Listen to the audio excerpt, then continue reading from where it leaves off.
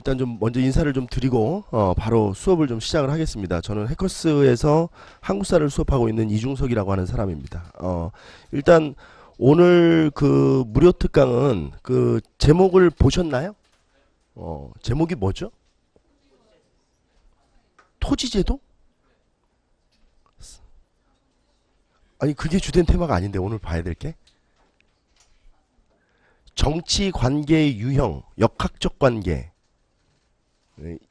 이 말이 뭔지 이해되십니까? 일단 자, 노트가 좀 필요하세요. 교재는 필요가 없고요. 유인물도 필요가 없습니다. 노트를 좀 필기를 해 가시면서 자, 일단 여기 제목을 좀 보겠습니다.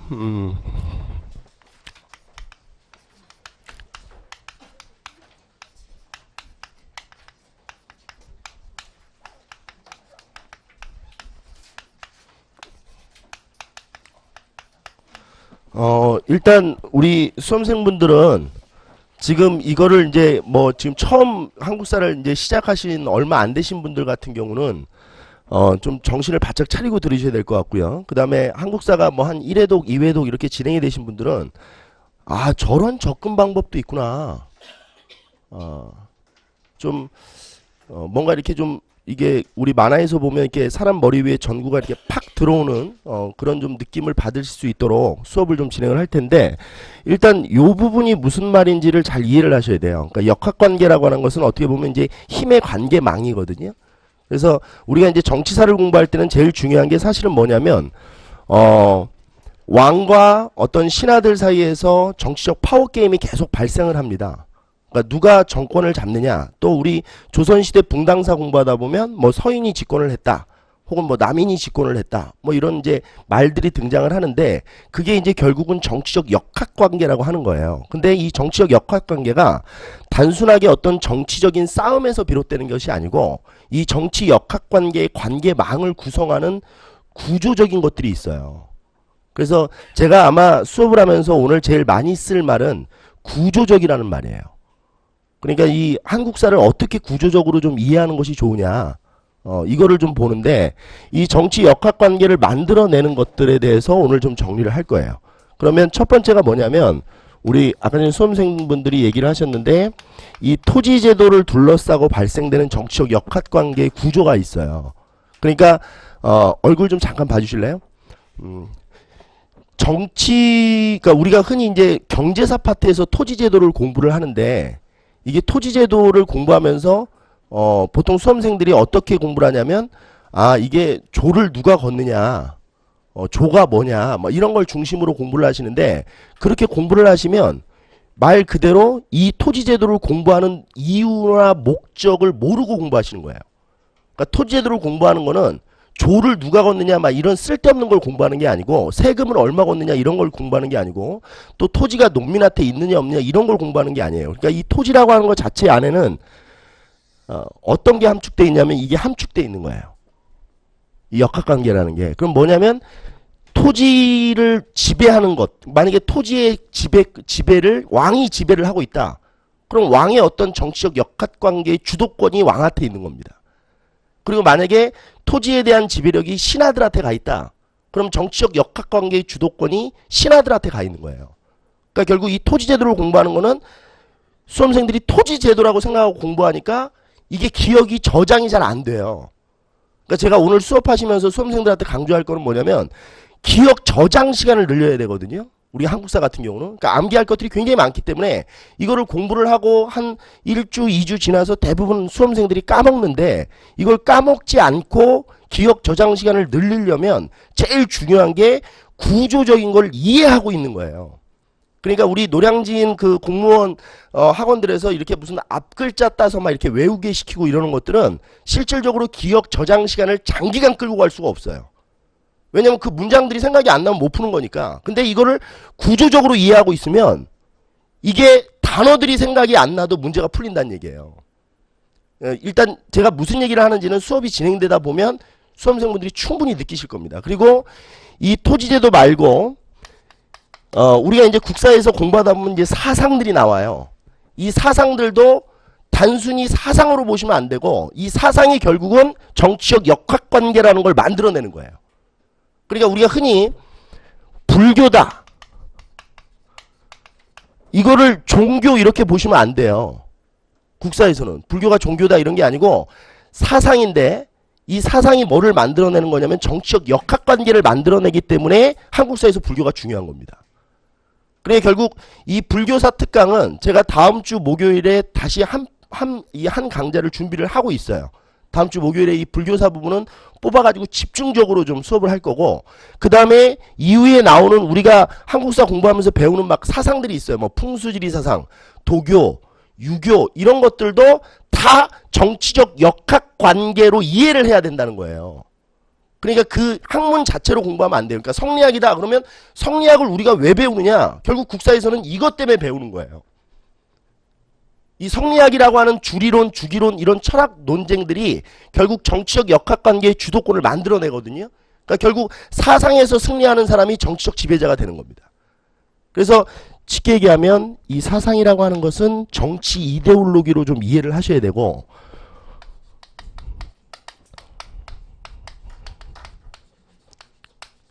결국 정치 이데올로기라고 하는 건 뭐냐면 이걸 통해서 지배자들은 지배의 정당성을 확보받는 거예요.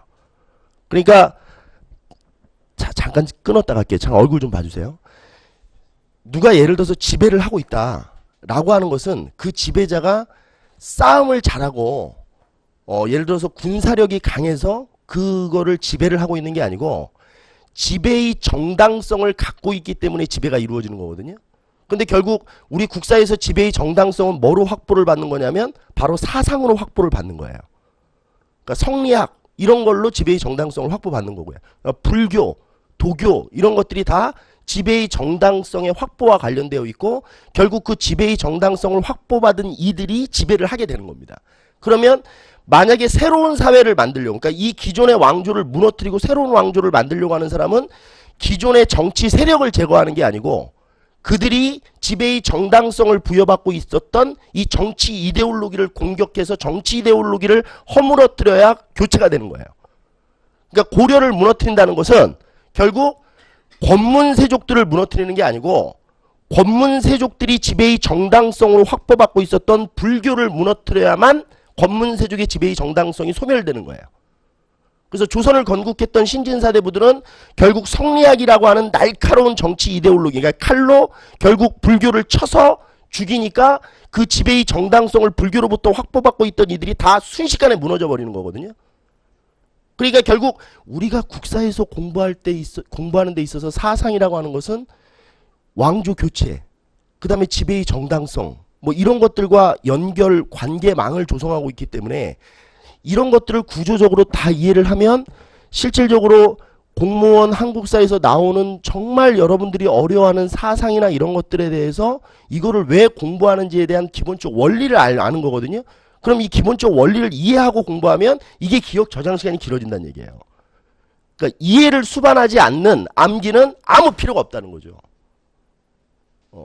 근데 이해를 뭐 다 모든 선생님들이 그렇게 얘기하세요. 한국사는 흐름을 이해하고 구조적으로 파악하는 게 중요하다. 개념을 외우려고 하지 말고 개념을 논리적으로 이해해라 라고 하는데 결국 실제로 부딪혀서 해보면 그 개념을 외우게 된단 말이죠. 근데 그게 접근 방식의 문제예요. 그러니까 이건 선생이 어떻게 수업을 하느냐에 따라서 수험생들이 사상을 바라보는 어떤 이 태도가 바뀌어야 된다는 거죠. 그러니까 우리가 성리학을 왜 배우느냐, 불교를 왜 배우느냐, 이런 것들에 대한 기본적인 머릿속에 구조적으로 이게 들어가 있어야 이것들을 공부하면서 아, 불교가 이런 거구나, 성리학이 이렇게 정치적으로 이용되는 거구나, 이렇게 이해를 하고 공부하면 기억 저장 시간이 길어진다는 겁니다. 그래서 결국 이 정치 이데올로기는 지배의 정당성을 확보받는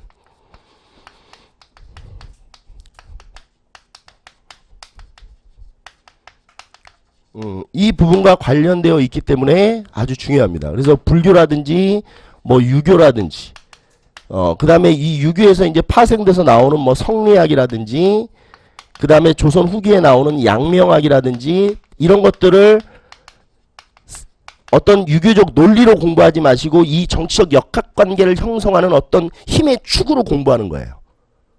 성리학이라는 걸 통해서 어떤 이들이 지배의 정당성을 부여받았느냐, 성리학이라는 것이 어떻게 정치적 역학관계를 만들어내느냐, 이게 중요한 거지 성리학 이론 자체는 중요한 게 아니라는 거예요. 국사에서는. 우리가 사상을 공부하는 이유는 국사에서는 철저히 이것 때문에 공부하는 겁니다. 그리고 계속 마찬가지인데요. 뭐 실학, 동학 이런 것들도 다 정치적 역학관계를 만들어내는 거예요. 그러니까 수험생들이 공부할 때 동학을 종교라고 공부하면 동학 농민운동을 이해할 수가 없어요. 그러니까 동학은 쉽게 얘기하면 19세기 때 최재우, 19세기 중반에 최재우라는 사람이 만들어냈던 말 그대로 한국판 마르크시즘이에요. 마르크시즘. 그러니까 동학이라고 하는 건 사상이죠. 사상. 그러니까 최재우가 만들고자 했던 세계는 무슨 세계냐면 사회주의 국가를 만들려고 했던 거예요. 만약에 동학농민운동이 성공했다라면 세계 최초의 사회주의 국가가 탄생을 하는 거죠. 그러니까 이걸 마르크시즘으로 이해를 하게 되면 그럼 최재우라는 사람은 동학을 이용해서 하고자 했던 게 뭐냐? 결국 조선 왕조를 무너뜨리려고 했던 거예요. 그러니까 제가 말씀드렸죠. 기존의 왕조를 무너뜨리기 위해서는 기존의 왕조가 지배의 정당성을 확보받고 있던 이데올로기를 붕괴시켜야 되거든요. 그러기 위해서는 새로운 이데올로기가 필요한 거예요. 그래 결국 이런 사상이나 이런 것들을 머릿속에 골격으로 이렇게 잡고 이제 출발을 하시고 일단 첫 번째 시간은 토지제도에 대한 부분이 어떻게 정치적 역학관계와 망을 구성하고 있는지를 공부를 하시면 됩니다. 그러니까 출발이 중요하다는 거죠. 아, 토지제도는 토지를 공부하는 게 아니고 뭐를 공부하는 것이다? 정치적 역학관계를 공부하는 것이다. 이렇게 머릿속을 시작을 딱 해놓고 토지제도를 공부하셔야 돼요. 안 그러면 토지제도 공부하는데 토지제도 이론에 집중하게 된다는 거죠. 근데 실질적으로 공무원 기출문제를 보면 토지제도 이론이 나오는 게 아니에요. 이 토지제도가 어떻게 정치적 역학관계와 관계망을 구축하고 있는지를 수험생한테 물어보는 거지 토지제도 원리를 너희들 잘 이해하고 있니? 이런 게 아니란 말이에요. 우리가 토지제도를 이해해서 그게 뭐가 중요하겠어요. 그러면 한 번씩 한번 해볼게요. 일단 토지제도에 대해서 기본적으로 먼저 좀 한번 해보겠는데 밑에다 토지제도의 구조적 이해라고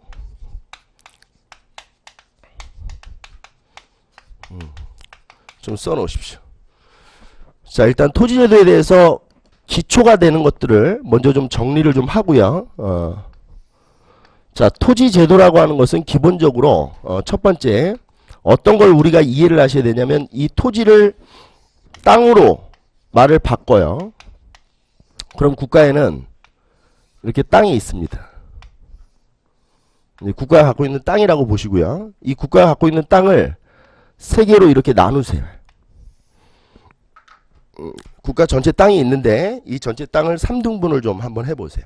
그리고 이 3등분은 토지가 나눠졌다는 게 아니고 우리가 이 땅을 공부할 때 알아야 될 기본 개념이 3개가 필요하다는 얘기예요. 그러니까 땅 하면 이 땅 안에 무엇을 공부해야 되는지 이게 이제 3가지의 개념이 필요하다는 거예요. 그러니까 이건 임의적으로 나눈 거지 땅을 구분한 게 아닙니다. 그러면 첫 번째 토지제도를 공부하기 위해서 첫 번째 필요한 개념이 뭐냐면 소유권에 대한 개념이에요. 소유권.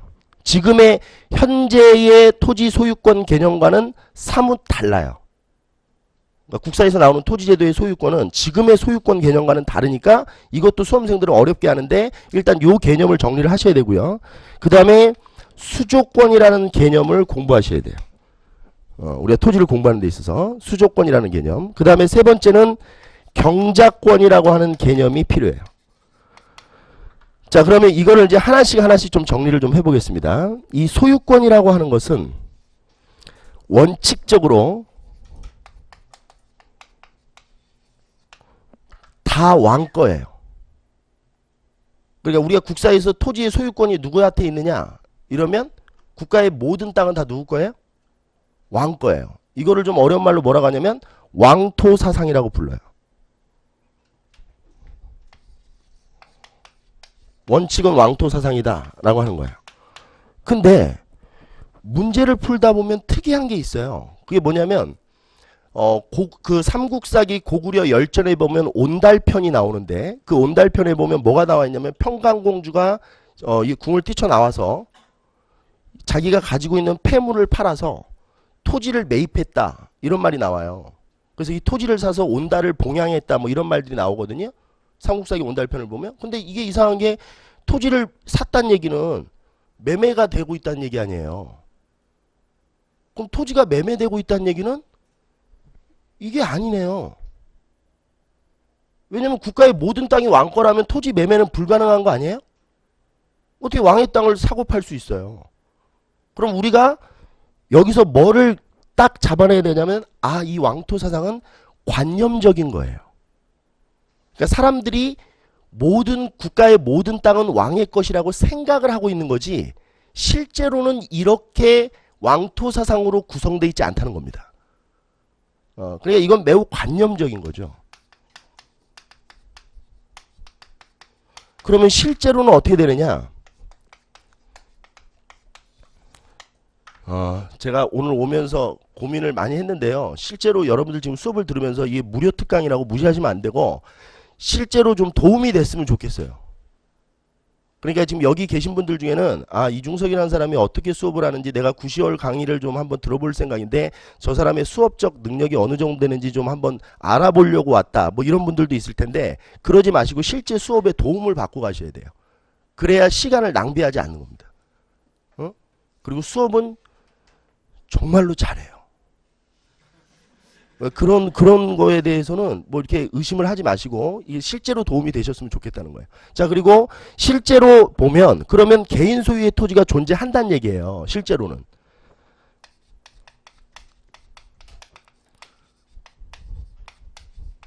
개인 소유의 토지가 존재를 한다는 건데 이 개인 소유의 토지를 뭐라고 하냐면 이거를 민전이라고 부르는 거예요. 한자 그대로 직역하면 무슨 의미인지는 이해가 쉽겠죠. 그렇죠? 그리고 앞으로 토지제도 공부하실 때 뒤에 이렇게 전자가 나오잖아요. 그럼 이거는 밭으로 해석하시면 안 돼요. 우리 국사에서는. 그냥 땅으로 해석하시면 돼요. 그러니까 이걸 밭전자로 해석하시면 안 된다는 얘기예요. 그냥 우리 국사 공부하면서 전이라는 말이 나온다. 그러면 그 머릿속에서 그냥 뭐라고 보시면 돼요? 땅이다 이렇게 생각하셔야 돼요. 그러면 개인 소유의 땅 이게 민전이겠죠. 그러면 여기서 우리가 하나를 좀 파생시켜 볼 테니까 보세요. 원칙적인 왕토 사상에 입각한 것은 우리가 공부할 필요가 없네요. 왜냐하면 국가의 모든 땅이 왕거래니까 이걸 뭐 더 이상 공부할 게 없는데 실제의 모습으로 우리 국가 땅이 어떻게 구조화되어 있는지를 한번 볼게요. 실제로는 어떻게 되어 있느냐. 이거를 화살표를 이렇게 빼세요. 그리고 그림을 좀 다시 그리시는데 자, 땅이 있어요. 이게 이제 국가 전체 땅이에요. 예를 드는 겁니다. 국가 전체 땅이 있다라고 했을 때 실제로 그러면 모든 땅이 다 개인의 땅이겠습니까? 그렇진 않죠. 지금도 2014년에 대한민국에서도 국유지가 있죠. 국가 소유의 땅이 있잖아요. 그럼 이때도 국가 소유의 땅은 실제로도 있겠죠. 그러면 정리를 좀 해보면 이 땅을 소유권으로 나누면 실제로 국가 땅이 있어요. 이걸 이제 국유지라고 하는 거예요. 국유지. 그리고 지금으로 얘기하면 개인 땅이 이렇게 더 많은 부분이 존재를 하는 겁니다. 근데 우리 국사에서는 사유지라는 말을 쓰지 않고 뭐를 쓴다는 얘기예요? 민전이라는 말을 쓴다는 거예요. 그러면 이거를 왜 구조화시켜 놓으셔야 되냐면 잘 보세요. 국가는 토지에서 세금을 걷어요. 그렇죠? 그럼 왜 토지에서 세금을 걷는지를 이해를 하셔야 돼요. 좀 이게 웃긴데요. 한번 보세요. 제가 이제 농민이에요. 그럼 농민이면 내가 이제 이 땅을 갖고 있어요. 그럼 이 땅은 민전이에요. 내가 갖고 있는 땅은. 근데 이게 옛날 사람들의 이 머리가 뇌 구조가 얼마나 웃긴지냐면 야, 이건 내 거야. 막 이러고 있는 거죠. 근데 만약에 국가가 와서 야, 이거 네 거야? 예, 제 건데요? 이건 제 민전이에요. 네 거라고 이게? 그럼 농민들이 어떻게 대답하냐면 아니 왕 건데요. 지금 무슨 말 이해되시죠? 그래? 그럼 이건 그냥 국가 가져가면 돼? 아니 제 거예요. 네 거야? 아니 왕 건데요. 그럼 줘. 아니 제 거예요. 이게 지금 원칙과 실제가 막 충돌이 일어나고 있는 거죠. 그럼 이 농민들은 이런 머릿속에 이런 개념을 갖고 있기 때문에 토지에서 생산되는 양의 일정 부분은 왕한테 바치는 거예요. 이게 너무 자연스러운 거죠. 그러니까 실제로는 내 땅이지만 원칙적으로는 왕 거니까 생산된 양의 일정 부분은 왕한테 바쳐야지 라는 생각을 갖는 거예요. 농민들은. 그래서 전세라는 세금을 걷는 거예요. 국가는 자연스럽게. 그러면 정리를 한번 해보겠습니다. 전세라는 것을 우리가 국어 시간에 국사 시간에 한 글자로 조라고 해요. 조.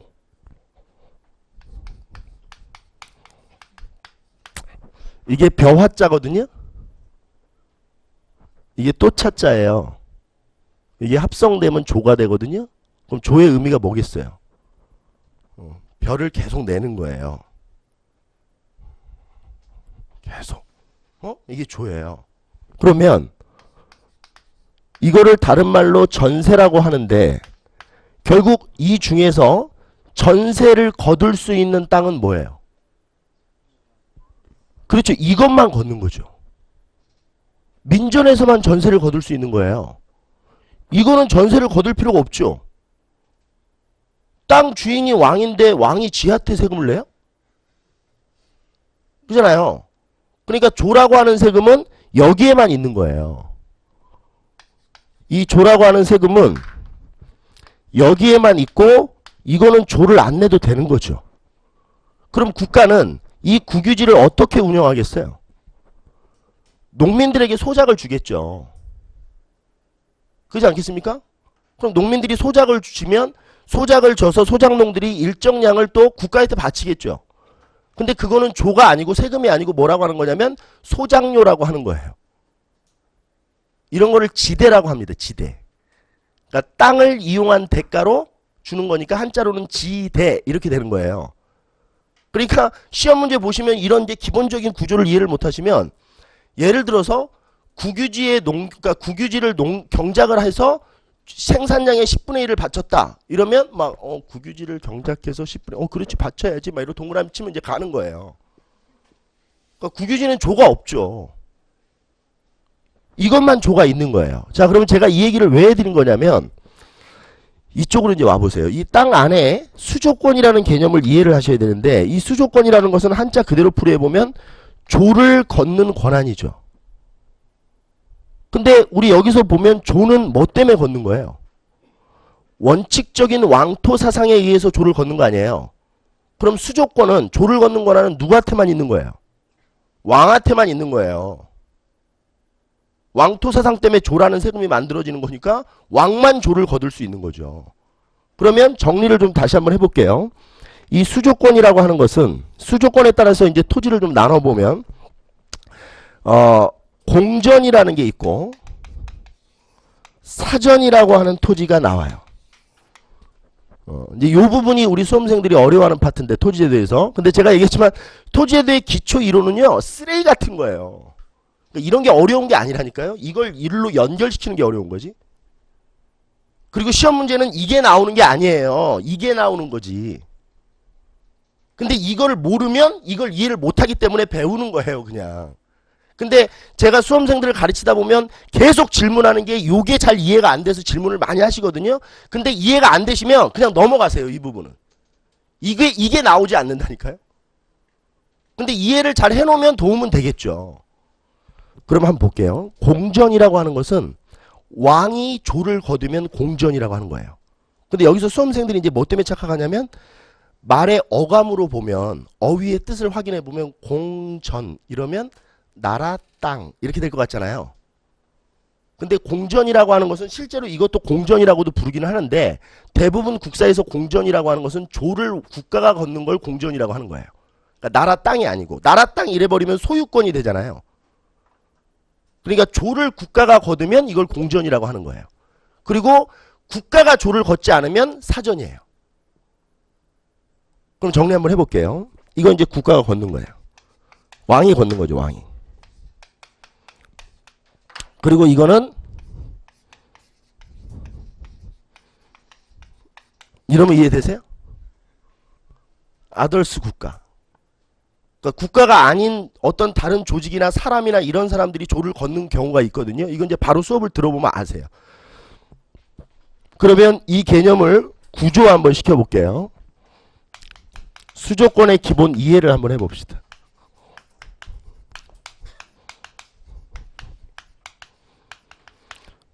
자, 그럼 그대로 와봅니다. 이 개념 그대로 파생시킬게요. 자, 국가가 있어요.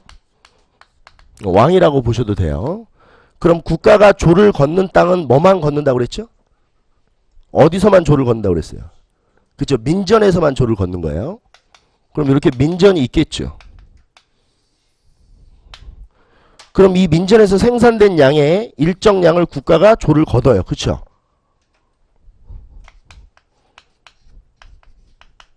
이 조예요. 근데 보통 우리가 이제 공부를 하시다 보면 이 조의 비율이 어떻게 되냐면 10분의 1 정도 된다 이렇게 이해하시면 돼요.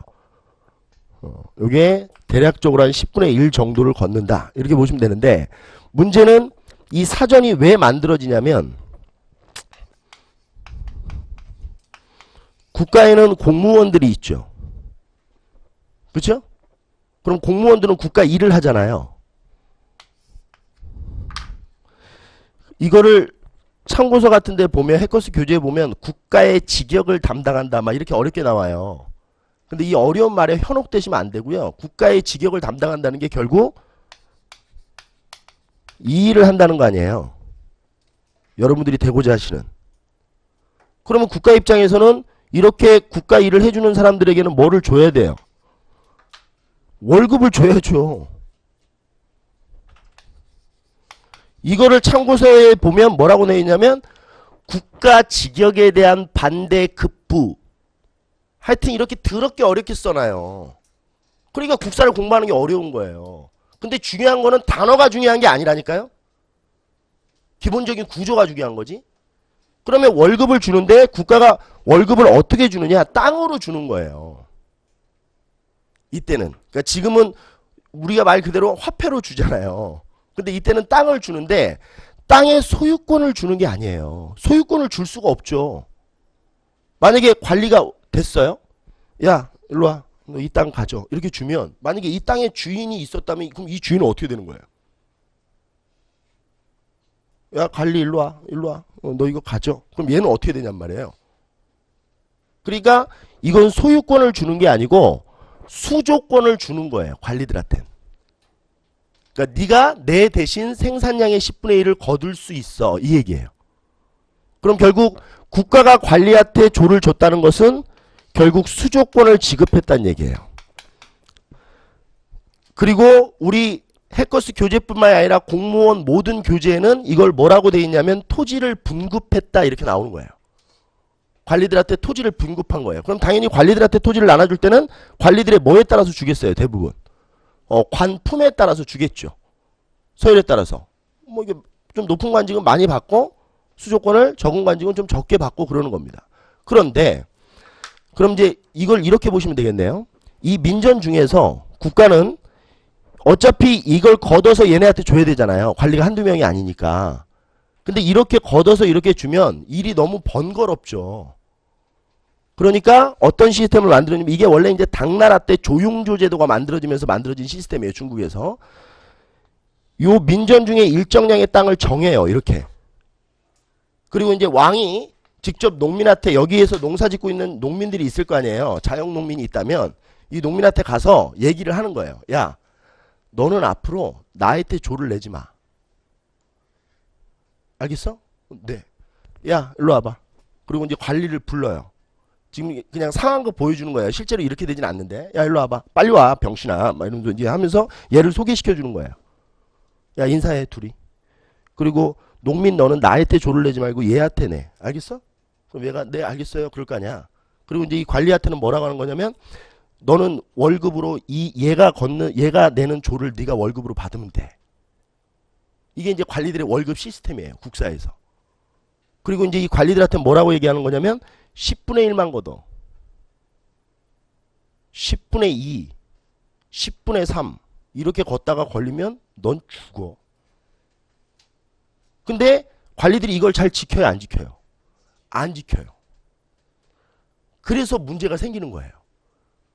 그러니까 만약에 다 양심적인 공무원들은 10분의 1만 걷겠죠. 그러면 국가는 아무 문제가 없어요. 그럼 국사라는 과목은 없어질 거예요. 왜냐면 아무 문제가 없어요. 아무 문제가 없는 학문을 뭐하러 배워요? 그러니까 이제 이게 갈등이 생기니까 이제 국사가 재밌는 거거든요. 근데 결국 이 과정에서 뭐냐면 이 관리들은 수조권을 왕으로부터 받았잖아요. 근데 이거를 이제 남용하는 거죠. 이 권리를. 그러면서 결국 정치적 역학관계가 발생하기 시작하는 거예요. 왕과 신하들 사이에서. 그러니까 어떻게 됐든 간에 왕의 입장에서는 농민들한테 얘네들이 조를 걷는데 이 조를 많이 걷어버리면 얘네들의 경제력이 성장하죠. 그러면 관리들의 경제력이 성장하면 이 경제력을 기반으로 해서 정치적 파워를 만들어내는 거예요. 사람들은. 그러니까 국가는 이걸 잘 관리해야 돼요. 얘네들이 10분의 1 이상을 걷지 않도록 해야 되는 거죠. 그리고 얘네들은 어떻게든 간에 10분의 1 이상을 거두려고 하는 거예요. 여러 가지 이유를 붙여서. 그래야 자신들의 힘이 발생하니까. 그럼 정리 한번 해보면 이 땅은 얘네들이 걷는 거예요. 그러면 여기서 살고 있는 농민들은 생산된 양의 10분의 1을 자기가 지정받은 관리한테 바치면 되는 거예요. 또 문제 푸실 때 여기에 있는 농민들이 그럼 관리한테도 주고 막 국가한테도 주고 이러는 게 아니란 말이에요. 그러니까 여기 빗금친 부분에서 농사 짓고 있는 농민들은 지정된 관리들한테만 조를 바치면 되는 거예요. 그리고 이 빗금 안 친 농민들, 빗금 치지 않은 지역에서 농사를 짓고 있는 농민들은 그냥 원래대로 누구한테 계속 바치면 되는 거예요. 국가한테 계속 바치면 되는 원리예요. 그리고 이 빗금 친 땅을 뭐라고 하는 거냐면 사전이라고 하는 거예요. 이해되시죠? 무슨 얘기인지. 그리고 이 빗금 치지 않은 땅을 뭐라고 하는 거예요? 이걸 공전이라고 하는 거예요. 그러면 이 사전은 그럼 관리들한테 주는 땅만 있느냐? 그렇지 않아요. 관리들 이외에도 토지를 나눠주는 경우가 있어요. 그러니까 국가가 생계를 책임져줘야 될 사람들이 있거든요. 관리들 말고. 그러면 우리나라가 예를 들어서 고려시대까지 불교 국가였으니까 절 있죠, 절. 이런 데다도 토지를 줘야 되는 거예요. 이런 토지를 이제 사원전 뭐 이렇게 따로 부르는 거예요. 그러니까 관리 말고도 국가가 생계를 책임져줘야 될 사람들한테 주는 땅은 다 뭐라고 하는 거예요? 사전이라고 하는 거예요. 그리고 또 이런 것도 있겠죠. 어떤 군인이 전쟁터에 나가서 열심히 싸웠어요. 죽었어요. 그럼 군인들의 유가족들이 발생하죠. 그럼 적어도 전쟁터에서 나가서 싸우다가 죽은 그 유가족들은 국가가 생계를 책임져줘야 되는 거 아니에요? 상식적으로? 그럼 그 유가족들에게도 토지를 주겠죠. 생계 유지용 토지를. 이걸 이제 고려시대 때 구분전 뭐 이렇게 부르는 거예요. 근데 지금은 토지의 용어를 외우는 게 중요한 게 아니란 얘기예요. 그리고 그걸 백날 외워봤자 그거 자체가 공무원 시험에서 문제화되지 않는다는 거예요. 중요한 건 이제 이 고리를 어떻게 만들어가느냐거든요. 정치의 역학관계로. 한번 볼게요. 그럼 사전 중에서 관리가 받는 사전의 양이 제일 많겠죠. 다시 한번. 사전은 국가가 조를 걷지 않는 땅이다. 다른 누구에겐가 조를 위임시켜준 건데, 수조권을 위임시켜준 건데, 그럼 결국 사전 중에는 관리가 조를 걷는 땅이 제일 많아요. 그래서 이 사전 중에 관리가 걷는 땅을 따로 떼서 과전이라고 하는 거예요. 관리들이 걷는 땅을. 그러니까 벤다이어그램으로 그리면, 자, 여기 제가 지금 마이크 때문에 원형 많이 크게 동그라미를 칠게요. 그러면 이 동그라미가 사전이고 제 머리통이 과전이에요. 제 머리가 되게 크죠? 이게 과전인 거예요. 그러면 과전을 제외한 땅도 있단 얘기예요. 근데 이 땅들을 이제 또 나중에는 외우셔야 돼요. 이름들을.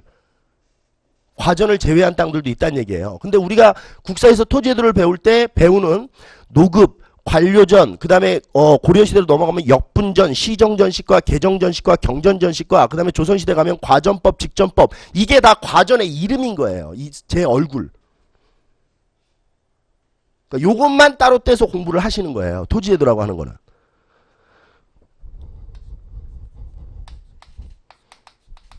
이 부호 이해되시죠? 사전 안에는 뭐가 포함되어 있다? 과전이 포함되어 있다. 자, 그러면 경작권이라고 하는 거는요, 나중에 토지제도 이론할 때 얘기를 좀 하겠지만 이 경작권은 좀 쉬운데 경작권은 농민만 갖고 있어요. 그러니까 국가의 토지를 경작할 수 있는 것은 누구만 가지고 있어요? 농민만 가지고 있어요. 그러니까 쉽게 얘기하면 귀족이나 양반들은 토지 경작권이 있어요, 없어요? 없어요. 만약에 조선 후기로 가면 양반들이 직접 토지를 경작하거든요. 그렇게 되면 양반으로서의 신분은 유지할 수가 없는 거예요.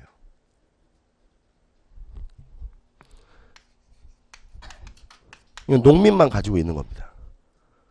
이 경작권은 직접적으로 오늘 배울 역학관계와 그렇게 연결이 안 되거든요. 그럼 오늘 배울 이 역학관계가 제일 중요한 건 이 수조권을 이해하는 거예요. 그래서 토지제도 공부할 때는 수조권만 나오는 거예요. 시험 문제. 다른 이런 개념들이 안 나오는 거죠. 왜냐하면 이게 문제에 나오는데 이것만 잘 이해하면 이거를 이해할 수 있다니까요. 그럼 한번 볼게요.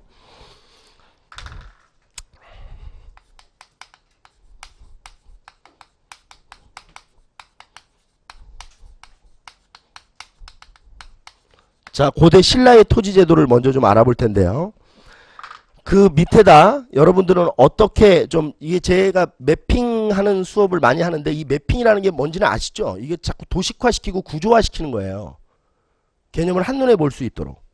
그러니까 뭐 도식화를 만들거나 아니면 그림으로 그려서 그 국사의 많은 페이지에 들어있는 것을 이미지화시켜서 기억하는 그런 학습법이에요. 그러니까 제가 얘기하는 건 뭐냐면 단어나 문장으로 외우는 것보다 그림이나 이미지, 도식화로 이렇게 머릿속에 스캔밖에 외우면 이게 잘 까먹지 않아요. 근데 더 중요한 거는 이미지화 시키는 작업에서 그 이미지를 개념을 완전히 이해하고 있다. 이거는 그냥 걸리는 거예요. 문제만 나오면 무조건 맞추는 거죠. 그러니까 단어나 문장으로 외우는 거는 한계가 있다는 얘기예요. 여러분들도 외워보셔서 아시겠지만. 그래서 제가 제일 싫어하는 게 앞글자 따서 외우는 거예요. 앞글자 따서 외우는 거. 그게 처음엔 되게 달아요. 왕의 업적 같은 걸 이렇게 앞글자 따서 외우기 시작하잖아요. 그럼 그거 딱 외우고 문제 풀면 다 풀려요. 그러니까 이게 아주 달콤하거든요. 근데 처음 한 2, 3개월 지나잖아요. 그럼 또 그 앞글자가 기억이 안 나요. 그 앞글자를 이제 기억하기 위해서 무슨 뭐 이상한 막 말들을 만들어내는 거예요, 선생님들이. 근데 그렇게 공부하는 것보다 그림을 기억하는 게 훨씬 좋다는 얘기예요. 그림 자체를 그냥 스캔을 받듯이 이렇게 머릿속에 넣어놓는 거죠. 여기 한번 볼게요. 색깔펜을 2개를 좀 사용해 주세요. 특히 남자분들 같은 경우는 이게 색깔 꼭 샤프 하나로 막 어떤 걸 다 짓이겨서 막 하려고 하는데 그러지 마시고 2개를 좀 사용해 주세요.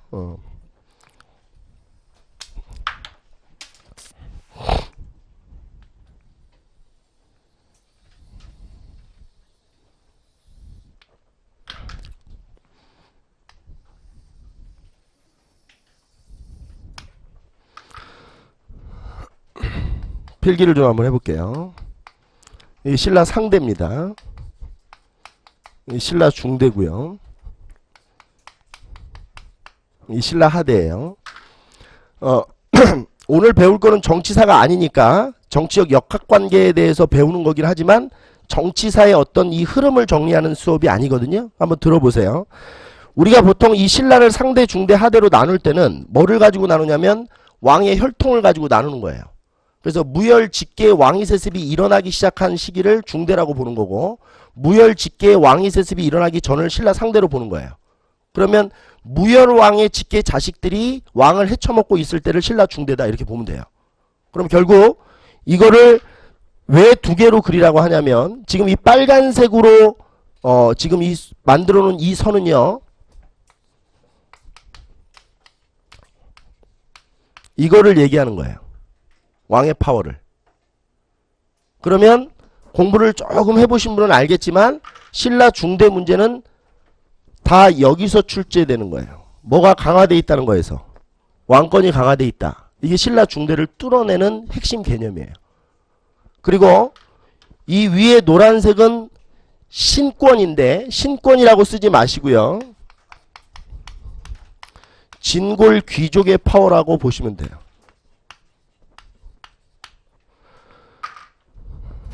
자, 그리고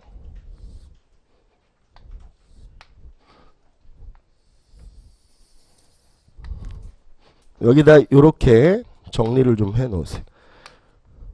그리고 앞으로 지금 이 매핑 작업을 지금 할 건데요. 이 매핑에다 제가 단어로 글을 쓸 텐데 이 글을 쓰는 글자가 빨간색으로 쓰여지면 다 왕과 관련돼 있는 거예요.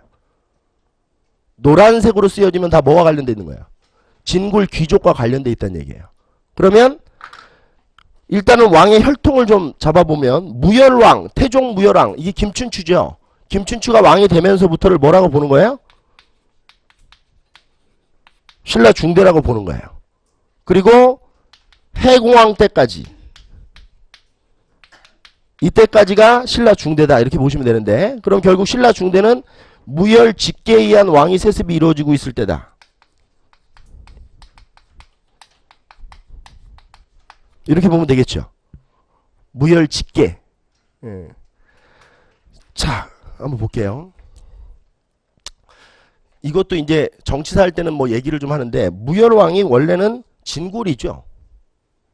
근데 이 진골 출신의 왕이 처음 등장했을 때 신라에서 반발이 많았겠네요. 그쵸? 왜냐면 신라라는 나라는 남녀 성별의 차이보다 골품의 차이가 더 컸던 나라예요. 그래서 신라에만 뭐가 생기는 거냐면 여왕이 만들어지는 이유도 이 골품 제도 때문에 그래요. 그러니까 뭐냐면 진골 귀족, 그러니까 성골 중에 남자가 없어요. 왕을 할 남자가 없으면 진골의 남자가 왕을 하는 것보다는 성골의 여자가 왕을 하는 게 합당하다고 봤기 때문에 신라에만 여왕이 있는 거거든요. 그러니까 이 골품은 굉장히 강력한 시스템이에요. 신라 사회에서는. 근데 이 무열왕이 진골인데 왕이 됐다는 것은 굉장히 반발이 심했겠죠. 이 사회를 끌어가는 어떤 기본적 질서인 골품 제도를 무너뜨리는 거니까. 성골이라고 하는 것은 한자 그대로 풀이하면 성스러운 뼈다귀 이런 뜻이에요. 진골은 진짜 뼈다귀 이런 거거든요. 그러니까 사람을 이렇게 뼈로 나눠 놓은 거예요. 근데 성스러운 뼈다귀만 말 그대로 왕이 될 수 있는 거거든요. 근데 진짜 뼈다귀는 왕이 못 되는데 얘가 됐어요. 그러면 얘가 왕이 됐을 때 신라 사회에는 반발이 많았겠죠. 근데 이제 이 상황극을 제가 좀 만들어 볼 테니까 한번 들어보세요. 자, 김춘추가 왕이 됐어요. 왕이 되려고 해요. 그러니까 이제 주변에 신라 사람들이 안 됩니다. 어떻게 진골이 왕을 할 수 있습니까? 절대 불가합니다. 진골은 왕을 할 수 없는 겁니다. 이렇게 얘기를 했어요. 근데 시간이 지나면서 안 됩니다. 어떻게 진골이 왕을 할 수, 됩니다. 되죠. 될 수도 있는 겁니다. 이렇게 바뀌거든요, 여론이. 왜 그랬을까요? 왜 그랬을까요? 이렇게 되면 진군들 입장에서는 잘하면 지도 한번 할 수 있는 거예요. 처음이 어려운 거죠. 그러니까 진골들이 맨 처음에 안 된다고 하다가 되는데? 뭐 이렇게 해버리면 나중에 자기한테도 기회가 있는 거 아니에요. 그래서 무열왕이 왕이 돼요. 그런데 무열왕의 아들이 누구냐면 문무왕인데요. 이 문무왕 때 삼국통일이 이루어져요. 제가 이거를 왜 삼국통일이 문무왕 때 이루어졌느냐가 중요하냐면 잘 보세요. 무열왕이 왕이 되고 나서 진골들은 이제 이게 잘하면 로테이션으로 왕을 한 번씩 하는 거구나 이렇게 생각하고 있었는데 무열왕이 죽고 나니까 아들한테 세습이 됐어요. 그 진골들이 뻥 치겠죠. 멍미 뭐 이렇게 되는 거 아니에요? 근데 아직 삼국통일을 안 한 상황이니까 이 시기적 상황이 너무 긴박했던 거예요. 그러니까 삼국을 막 통일을 하느냐 마느냐의 문제, 이 기로에 봉착해 있던 시기니까 이걸 가지고 내부적으로 싸우기가 어려웠던 거예요. 그래서 그냥 문무왕의 이 무열왕의 왕위 세습을 그냥 이해를 해버린 거거든요, 진골들이. 근데 문무왕 때 끝났어요, 이제. 삼국통일이 된 거예요. 그럼 이제 진골들도 준비를 하고 있었겠죠. 자, 이제 누가 될까? 날까? 뭐 이러면서 이제 준비를 하고 있는데 문무왕이 죽었어요. 근데 바로 아들한테 세습이 되는 거예요. 그러니까 이제 진골들이 화가 나는 거죠. 이런 그림이 아니었는데? 이렇게 되는 거예요. 이 문무왕의 아들이 누구냐면 신문왕인데요. 이 시험 문제 되게 많이 나오죠, 이 왕이. 거꾸로 하면 뭐예요? 왕문신이죠. 벌써 뭐 장난이 아닙니다. 그쵸? 이름이. 목욕탕 가면 죽는 거예요. 죄송합니다. 이거 웃어주셔야 돼요. 안 웃어주시면 앞에 있는 사람이 정말 난처해집니다. 이런 유치한 말을 던질 때는 그냥 웃어주셔야 돼요. 또 나중에 수업 다 끝나고 난데 왕문신 이것만 기억나시면 안 됩니다. 자, 그러면 신문왕이 이제 왕이 딱 됐는데 어떤 일이 발생되냐면 김음돌 영모 사건이라는 게 일어나요. 모욕 사건이. 근데 이 김음돌 모욕 사건이 왜냐면 이 김음돌이 신문왕의 장인이에요. 근데 이 김음돌이가 진골이거든요. 그러니까 문무왕이 죽고 나서 이게 자기 차례라고 한번 생각을 하고 있었던 거예요. 김음돌이는. 근데 이제 덜컥 신문왕한테 세습이 되니까 이제 불만을 가지고 난을 일으킨 거예요.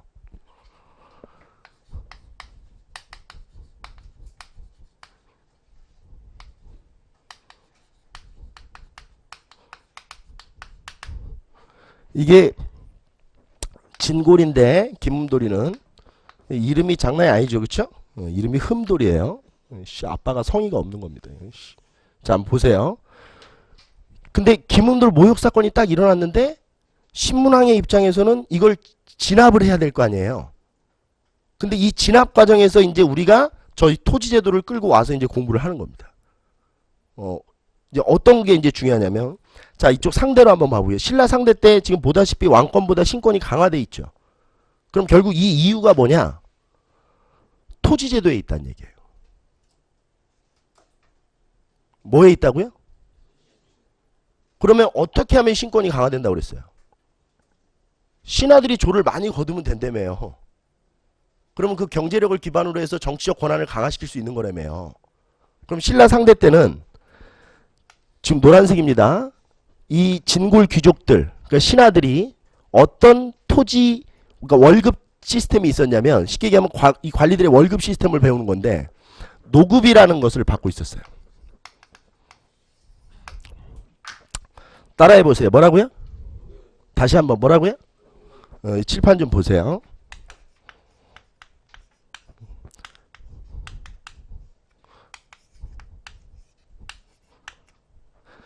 이게 한자로 쓰면 노급이거든요. 이 녹자가 뭐냐면 이게 공무원 월급을 한 글자로 줄여서 녹이라고 하는 거예요.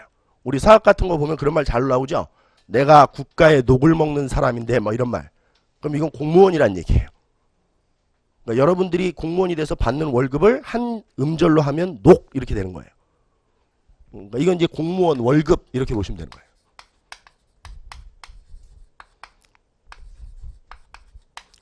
근데 제가 얘기했죠. 공무원 월급을 뭐로 준다고 그랬어요? 땅으로 준다니까요. 근데 수조권을 주는 거죠. 땅의 소유권을 주는 게 아니고. 근데 뒷글자 잘 보셔야 돼요. 이게 지금 녹전이 아니죠. 그러면 원래 관리들의 월급으로 토지를 주는 거면 녹전 이렇게 돼야 되는 거 아니에요? 한자로? 근데 뒤에 이 읍자가 무슨 읍자예요? 이게 고을 읍자죠. 마을 읍자 아니에요? 그러면 이거 해석해보면 골 때리네요? 공무원 월급으로 마을을 준 거네요? 그러니까 예를 들어서 어떤 공무원이 되면 야 일로 와 넌 동작구 가져 뭐 이런 거죠. 너 일로 와 너는 강남구 가져 뭐 이렇게 되는 거 아니에요? 그러면 노급이라는 토지가 지급되고 있을 때는 관리들이 월급으로 마을을 통째로 받은 거예요. 그럼 마을을 받으면 어떤 일이 발생되냐면 이 마을에서 생산되는 양의 뭐를 당연히 거둬요. 조를 당연히 거둘 수 있죠. 그렇죠? 자기가 받은 마을에 생산된 양의 토지에 생산된 양의 10분의 1을 얘가 걷는 건데 마을을 주면 어떤 일이 발생되냐면 이것도 지가 거둘 수 있는 거예요. 역이라고 하는 거는 이게 일역자거든요. 그러니까 마음대로 몸뚱아리를 잡아와서 일을 시킬 수 있는 거예요. 이 역에는 두 종류가 있어요. 잡아와서 노가다를 시키면 부역, 요역 이렇게 불러요. 뭐 성을 쌓거나 다리를 건축시킬 수도 있고 이게 요역이라고 하는 거고요. 잡아다가 군인을 시키면 군역이라고 해요. 근데 이 마을을 통째로 주면 이 관리가 뭐하고 뭐를 다 받은 거예요. 수조권도 받고 역징발권도 있는 거예요. 이 관리가. 그럼 역징발권이 있다는 게 아주 중요한데 역징발권을 받게 되면 이게 있죠. 이러면 그 자기가 받은 마을에 16세부터 60세까지의 남자들은 자기의 사병이 되는 거예요. 마음대로 군역을 증발할 수 있으니까. 이러니까 얘네들의 파워가 강력할 수밖에 없죠. 자체 군사들을 갖고 있으니까. 그러니까 신라 상대 때는 왕이 진골 귀족들의 눈치를 볼 수밖에 없는 거예요. 그러니까 왕이 예를 들어서 진골 귀족한테 야 이거 좀 해! 딱 그러면 진골들이 뭐 지랄 뭐 이러고 이러주는 거예요. 이게 왕이 말이 잘 안 먹히는 거죠. 뭐 뭐라고 하면 아 됐어 야 다른 거 뭐 이렇게 되는 거예요. 왕이 뭐, 야, 이거 하면 안 돼? 안 돼, 병신아. 뭐 이러고 이제. 그러니까 그러니까 왕의 입장에서는, 신라 상대 때는, 왕의 입장에서는 굉장히 정치를 끌어가기가 어려워요. 근데, 결국 김음도리가 역모를 일으킨 이유가 뭐냐? 뭐가 있었기 때문에 가능했던 거예요, 진골들이. 노급을 받았기 때문에, 자체 군사가 있었기 때문에 모욕, 역모도 일어날 수 있었던 거거든요. 근데 이 신문왕이 이 장인이었다고 그랬죠. 근데 이 김음도리가 어떤 권력의 욕심을 갖고 있다는 걸 신문왕이 캐치하고 있었어요. 그러니까 나이테 왕위가 이렇게 넘어오면 좀 뭐 이렇게 좀 기분이 안 좋을 것이다라는 걸 알고 있었거든요. 그래서 신문왕이 이거에 대한 만반의 준비를 하고 있었어요. 근데 이게 만반의 준비를 하고 있는데 역모를 일으키면 마치 두더지 게임 하는 것 같이 되거든요. 망치를 들고 딱 이렇게 서 있는데 나온 거예요. 그럼 이렇게 퐁 때렸겠죠. 바로 진압이에요. 막 근데 끝 뭐 이렇게 되는 거거든요.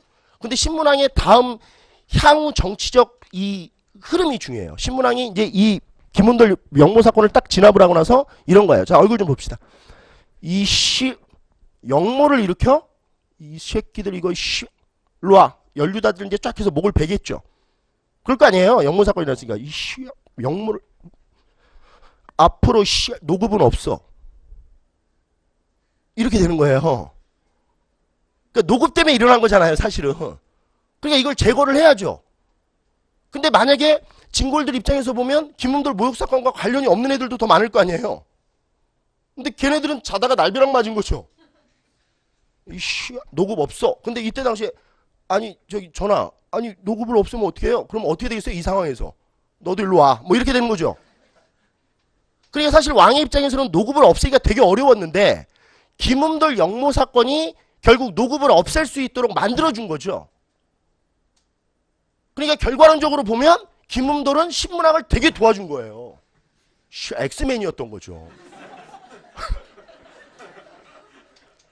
그러니까 이게 야 내가 죽을 테니 왕권을 강화시켜라 뭐 이런 거죠.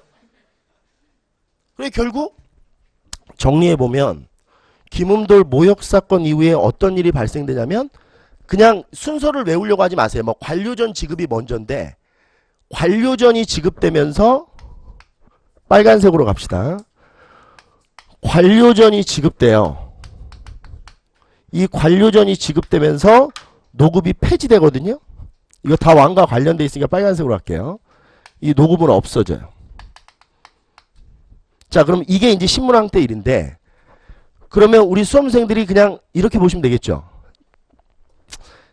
지금 이제 이해가 되시는지 보세요. 아, 나는 관료전이 뭔지 알 것 같아요. 이 뒤에 뭐로 끝났어요? 이건 관료읍이 아니죠. 그럼 이건 뭐만 주는 거예요? 그치, 수조건만 주는 거예요. 그러니까 뭐가 없어져 버린 거예요. 이게 없어지는 거예요. 관료전은. 그러니까 정치적 역학관계가 이렇게 될 수밖에 없는 거예요. 관료전이 지급되고 노급이 폐지되면 왕권은 강화되고 얘네들의 권한은 약화될 수밖에 없는 거죠. 그럼 결국 토지제도를 공부하는 이유는 토지제도를 공부하는 게 아니고 결국 결과론적으로 문제가 출제되는 건 이걸 이해하느냐 못하느냐의 문제예요. 노급을 폐지하고 관료전을 졌더니 정치적 역학관계가 어떻게 바뀌느냐 이게 중요한 거란 얘기예요. 그러니까 시험 문제를 읽다가 보면 노급을 폐지했다. 예를 들어서 사료에 노급을 폐지했다는 말이 나오면 머릿속에서 팍 떠올라야 될 게 수조건에 대한 게 떠오르지 말고 뭐가 떠올라야 돼요? 노급이 폐지되면 왕권이 강화되는데 이런 정치적 역학관계가 떠올라야 된다는 거예요. 노급이 폐지되면 당연히 신권은 약화되지. 이게 아주 중요하다는 거예요. 이런 것들이. 그리고 결과론적으로 보면 중간에 뭐 정전 이런 것도 있는데 이제 이 정전도 정리해 보면 이게 성덕왕 때 정전이라는 토지가 지급이 돼요. 근데 이 정전이라는 토지는 자 얼굴 좀 볼게요. 왕의 파워가 정점에 다다랐을 때 정전이 지급되는 거예요. 한자로는 아무런 관련성이 없어요. 제가 만들어낸 거예요. 그냥 왕의 파워가 정점에 다다랐을 때 뭐가 주어진다고요? 정전이 주어져요. 근데 정전은 어떤 토지냐면 이건 관리들한테 주는 토지가 아니고 공부를 하다 보면 농민에게 지급한 토지다 이렇게 나와요. 근데 이 정전은 농민에게 지급한 토지가 아니고요. 어떤 원리를 갖고 있냐면 과거에 민전이 있었잖아요. 이 민전을 공식적으로 인정해 준 거예요, 국가가. 그래 아까 전에 우리 그 시츄에이션 기억나죠? 농민들한테 가서 야 이거 네 거야? 이거 제 건데요? 이게 네 거라고? 아니 왕 거예요. 이거 기억나세요? 그럼 정전은 뭐냐면 이거 누구 거야? 제 건데 네 거라고? 아니 왕 거예요. 아니야 네 거야. 이게 정전이에요. 이건 네 거야. 그리고 이 땅은 정전이라고 부르는 거야. 그럼 결국 이거는 어떤 개념이 필요하냐면 결국 정전이라고 하는 것은 농민의 토지 소유권을 인정해 준 거죠. 그럼 국가가 농민의 토지 소유권을 인정해 줬다는 것은 소유권에 대한 것은 누구만 언급할 수 있다는 거예요. 원칙적인 소유권자인 왕만 할 수 있는 일이죠. 그래서 정전이라는 토지는 말 그대로 왕토 사상을 대내적으로 보여준 거예요. 그러니까 역설적인 거죠. 아니야 이건 네 거야 임마 라고 했던 거는 이거를 인정해 줄 수 있는 사람은 왕밖에 없어 이 얘기예요. 소유권에 대한 언급은 나밖에 할 수가 없는 거야. 그러니까 결국 왕토 사상을 구현해낸 것이라고 보시면 돼요. 정전이라는 토지는. 그래서 역시 정전이라는 토지도 정전이 중요한 게 아니고 뭐가 중요한 거예요? 정치적 역학관계가 중요한 거죠. 왕의 파워가 정점에 다다랐을 때 대내적으로 왕토 사상을 구현한 거예요. 역설적인 거라고 했어요. 국가의 모든 땅은 내 거야 이 얘기예요. 이해되십니까? 무슨 얘기지? 그럼 이거를 왕토 사상의 구현이라는 측면으로 보면 이 왕의 파워 정점과 관련해서도 정전이 기억이 나야 된다는 거예요. 그러니까 다시 한번 얘기하지만 지금 이 특강 수업이라서 저랑 이렇게 제 수업에 어떤 이렇게 이 커뮤니케이션이 잘 이루어지지 않고 있는 분들이 많으니까 제가 좀 높아심에 말을 많이 하면 결국은 정전이라는 것은 농민에게 지급한 토지다. 이걸 이해하는 게 중요한 게 아니란 얘기예요. 정치적 역학관계가 시험 문제 나온다니까요. 이걸 왕토 사상으로 이해하면 되는 겁니다. 자 그러면 자 이쪽을 한번 볼게요. 신라 중대 때 이렇게 이제 진골 귀족들의 파워가 이렇게 약화돼 있어요. 이럴 때 이제 진골들은 뭐 옳은 표현은 아니지만 씨발 이러고 있었겠죠. 그럴 거 아니에요. 지네들이 그럼 뭐 맨날 모여가지고 이런 얘기하고 있었을 거 아니에요. 아 진짜 상대 땐 좋았는데 노급 받았을 땐 진짜 왕이 뭐라고 딱 하면 지랄 막 이러고 지금 너무 힘들어 막 이러고 있었을 거 아니에요. 그러니까 보통 우리가 과거를 회상하는 사람들은 결국 과거에 자기가 제일 잘 나갔을 때를 그리워하는 거예요. 그럼 과거를 그리워하는 사람들의 특징은 지금 현재가 불행하다는 얘기거든요. 그래서 수험생들도 자꾸 과거를 그리워하고 친구들끼리 만나서 옛날 얘기를 자주 하시는 분들은 발전이 없는 거예요. 미래에 대한 얘기를 해야죠. 현재에 대한 얘기와. 그러니까 맨날 뭐 고등학교 때 동창들 만나가지고 야 우리 고등학교 때 막 이런 친구들은 지금 현재가 다 불행한 친구들이에요. 그러니까 그런 친구들은 만나지 마세요.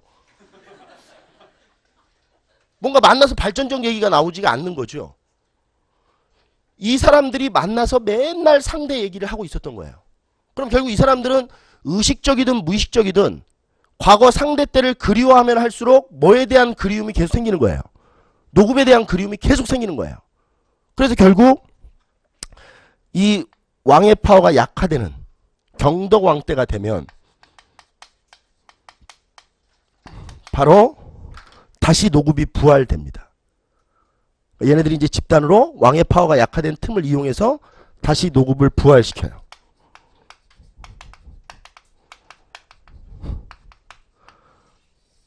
그럼 우리 수험생들이 보셔야 될 게 자, 요거 지울게요. 복잡하니까. 자, 보시기 편하게. 나는 이 하대 때 왜 정치적 역학관계가 이렇게 됐는지 알 것 같아. 이러면 공부 다 한 거예요. 그러니까 이걸 얘기해서 이해하면 안 된다는 거예요.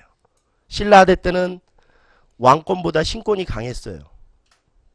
신라 하대 정치사 공부하다 보면 왕권이 신권보다 신권이 강하구나. 신권. 왕권보다 신권이 강하구나. 이렇게 외우면 이제 공무원 준비 기간이 길어지는 거예요. 아무 얘기 없이 그냥 이 이미지를 가지고 이해가 됐음. 이렇게 돼야 되는 거예요. 당연히 노급이 부활됐으니까 당연히 신권이 강화되겠죠. 근데 다시 한번 이쪽으로 오면 이게 토지제도 공부하는 거예요? 이게 왜 토지제도예요? 이건 정치사인 거예요. 경제 파트에 들어가 있는 정치사죠. 그러면 이걸 출제하는 교수님들도 이걸 얼마나 좋아하겠어요?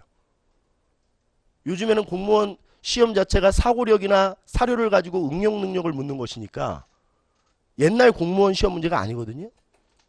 그럼 결국 이거를 딱 공부하면서 아, 토지제도는 결국 토지에 대해서 공부하는 게 아니고 정치적 역학관계를 공부하는 거구나. 자, 얼굴 좀 봐주세요.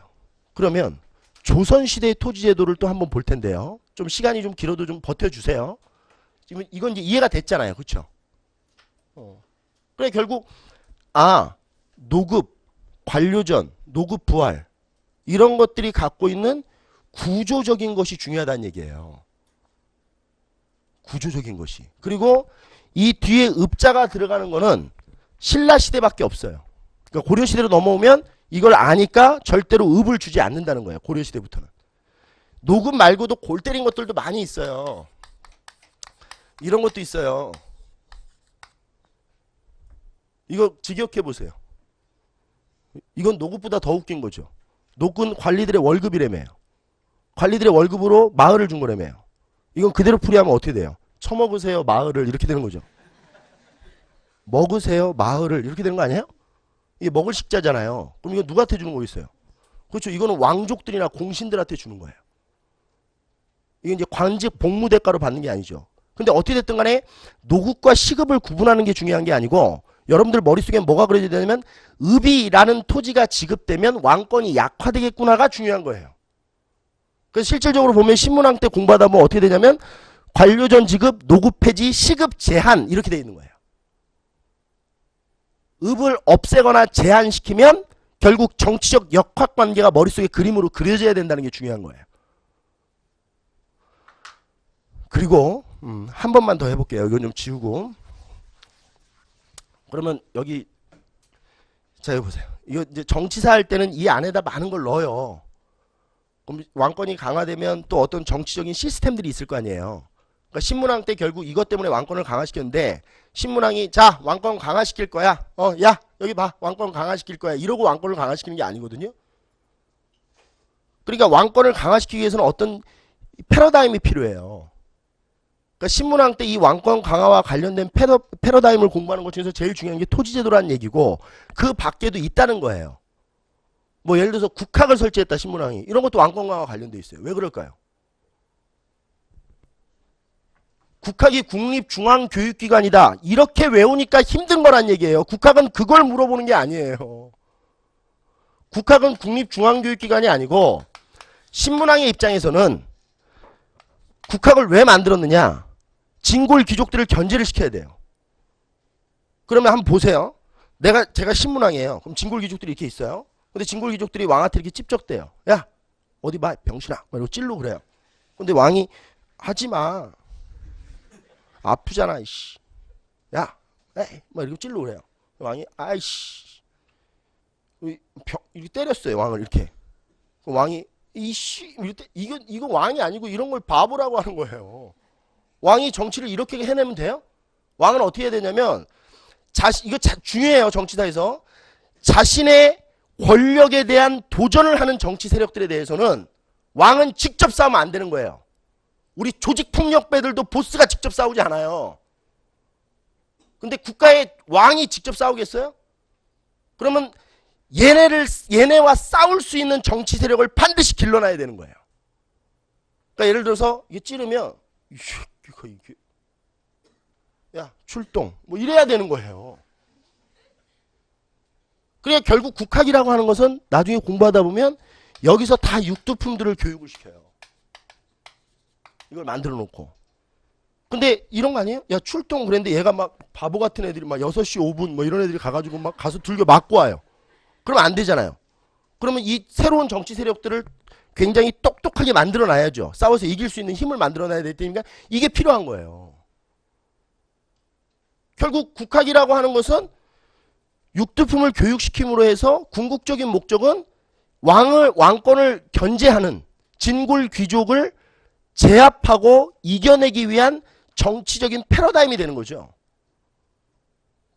그러니까 결국 중대 때 왕권이 강화됐다는 것은 토지제도, 그 다음에 국학 이런 거 말고도 많은 시스템들이 있는 거예요.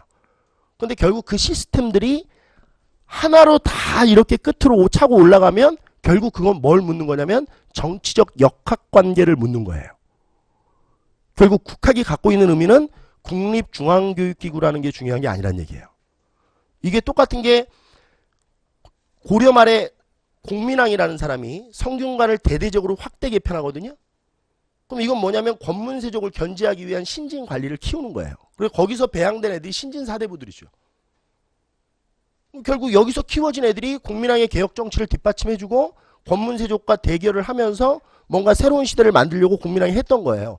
그러니까 역사라고 하는 것은 보편성이 있어요. 제가 저번에 이 노량진 설명에 와서 얘기했지만 보편성을 이해하는 게 중요하다는 얘기예요. 시대별로 다 완비하지 마시고. 그리고 이 정치적 역학관계는 토지제도 부분에서 정확하게 골격을 잡아놓고 그 다음에 이제 살을 붙이는 거예요. 제가 수험생들 상담을 하다 보면 제일 어려움을 토로하는 게 뭐냐면 양이 너무 많다예요. 특히 우리 해커스 공무원 교재에 보면 양이 많죠.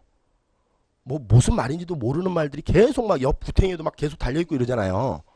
교재를 공부하다 보면 제가 방법을 가르쳐 드릴게요. 처음에 지금 초시생이나 이게 처음 지금 2회독 이상, 그러니까 2회독 뭐 이게 국사를 한 2바퀴 정도 돌리지 않으신 분들은 뭐를 공부할까가 중요한 게 아니고요. 뭐를 버려야 될까가 중요해요. 그러니까 뭘 버리는 작업이 필요해요. 그러니까 먼저 싹 다 버리는 거예요. 그리고 뼈다구만 딱 만들어서 놓는 거예요. 이게 바로 구조예요. 구조. 그리고 이제 이 뼈다구가 다 이렇게 정확히 휘어지면 그때 살을 붙이란 얘기예요. 그러니까 토지제도 같은 것을 공부해 놓으면 정치적 역학관계의 뼈대가 딱 쓰는 거예요. 그러고 나서 나머지는 뭐 국학 이런 거는 나중에 붙이라는 얘기죠. 근데 대부분의 수험생들이 어떻게 하냐면 1. 선사시대 보면 막 구석기 이제 유물들 외우고 유적지 아이 너무 힘들어 막 이러고 이제 신석기 아우씨 비슷하네 유적지가 막 이러고 그러니까 유적지 외우다가 날 새잖아요. 그거는 처음에 공부하실 때 유적지는 어떻게 해야 돼요? 버리는 거예요. 버려버리라고요. 나오면 틀리겠다라는 의지를 가지고. 그냥 버리는 거예요. 그거 가지고 날 셀 필요 없어요. 왜? 선사시대는 유적지가 중요한 게 아니에요. 선사시대 문제는. 많이 나오긴 하지만 유적지가 중요한 게 아니라고요. 선사시대의 어떤 인간생활의 패턴의 변화가 중요한 거 아니에요. 그럼 그걸 뼈대로 만들어 놓고 유적지를 외워야지 이 뼈대랑 살이랑 같이 붙이려니까 양이 많아지는 거예요. 그러니까 모든 학습은 단계가 있는 거죠. 조선시대로 한번 가볼게요. 조선시대도 제목을 한번 보겠습니다.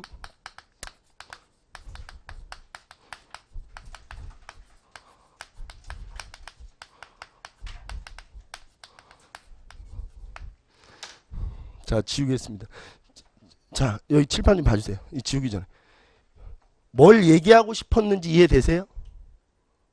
중요한 건 그거예요. 아, 제가 뭘 얘기하고 싶었는지 다 알 것 같다. 그럼 수업을 잘 받은 거예요. 그러니까 수험생 입장에서는 나는 제가 지금 무슨 소리를 하는지 이해할 수가 없다. 막 줄줄줄 읽고 있다, 책을. 그런 수업은 받으면 안 되죠. 수업을 듣는데 책을 읽고 있어요. 그럼 그런 수업을 뭐하러 받아요? 한글을 모르세요? 집에서 읽으세요.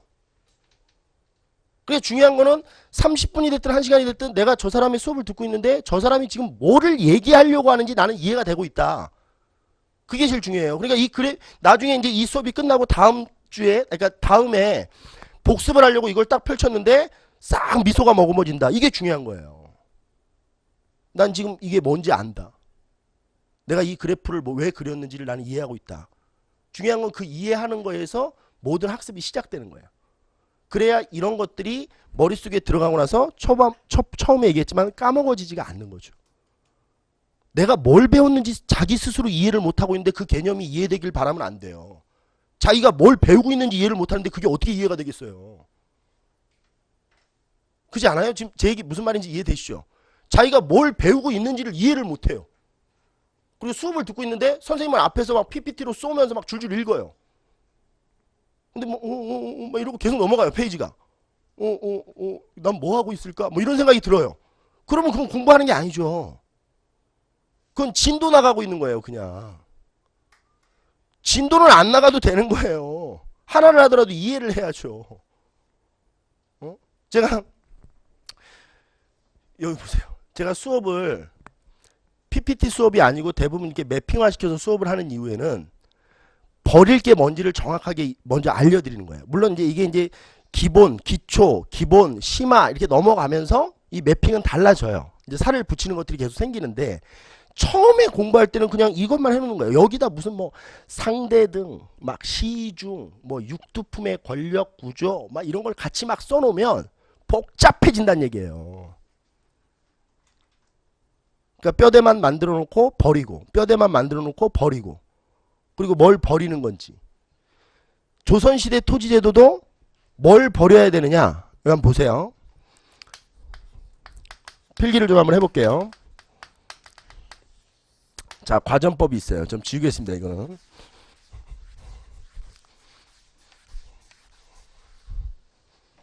제가 이게 수업 스타일이 좀 과격하고 이래서 좀 이렇게 듣기 불편하시죠? 막 눈을 부라리고 이러니까. 좀 조금 익숙해집니다. 그리고 제가 이게 뭐 막 그래서 그런 게 아니고 습관이에요, 습관. 강의를 이렇게 조용조용히 이렇게 쭉 해야 되는데 제가 막 스스로 강의를 하다가 이렇게 좀 흥분하는 스타일이거든요. 그러니까 좀 이해를 해주십시오. 제가 되게 착한 사람이에요. 되게 그냥 뭐 이게 좀 무섭다고 생각하시면 안 됩니다. 근데 저를 무서워하시는 수험생들이 많더라고요, 인상 때문에. 자, 과전법, 직전법. 이게 이제 조선시대 토지제도인데요. 한번 볼게요. 과전법은 뭐냐면 1391년 조선이 1392년에 건국이 돼요. 그러니까 조선 건국 이전에 1388년에 위화도 회군이라는 게 성공을 해요. 그럼 이 위화도 회군이 결국 조선이라는 나라를 만드는 데 있어서 가장 결정적 역할을 했던 사건이거든요. 근데 이제 이건 정치사 공부하다 보면 배우는 거니까 이건 이제 뭐 버리고요. 결국 위화도 회군이 일어났다는 것은 정치 세력의 교체가 일어났다는 얘기예요. 그러니까 고려 말에 권문세족들이 이제 물러나고 신진사대부들 이제 이게 또 더 자세히 들어가면 이제 급진개혁파라고 해요. 온건개혁파는 아니고 급진개혁, 신진사대부 중에서 이제 급진개혁 세력들이 정치를 장악한 거예요. 그러면 새로운 관리가 생긴 거죠. 그럼 새로운 관리들에게 주어지는 월급 시스템이 필요했다는 얘기예요. 새로운 월급 시스템이. 그래서 정리를 해보면 이건 이제 참고서 같은 데 보면 신진사대부들의 경제적 기반을 마련해주기 위해서 지급한 토지다 이렇게 돼 있는데 신진사대부 이렇게 가는 것보다는 역성혁명 세력들의 경제적 기반을 마련해준 것이다 이렇게 보는 게 좋아요. 왜냐하면 신진사대부 해버리면 그 안에는 정몽주와 같은 온건개혁파들도 들어있고 그리고 이 과전법에 적용을 받았던 사람들 중에는 신흥무인 세력, 이성계를 추종하는 무리들도 있거든요. 그러니까 결국 정도전, 조준, 권근 이 신진사대부들 중에 급진개혁파와 이성계를 추종하는 무리들 그러니까 성계와 도전이 이 두 개를 합쳐서 우리가 역성혁명 세력이라고 하는 거거든요. 그러니까 결국 과전법은 역성혁명 세력들에게 월급을 주기 시작한 거예요. 관리가 얘네들로 바뀌었으니까.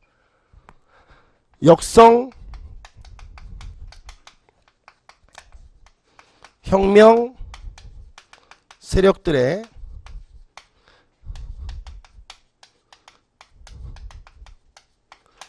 경제적 기반 마련을 위해서 준 토지예요. 그 다음에 이제 과전법은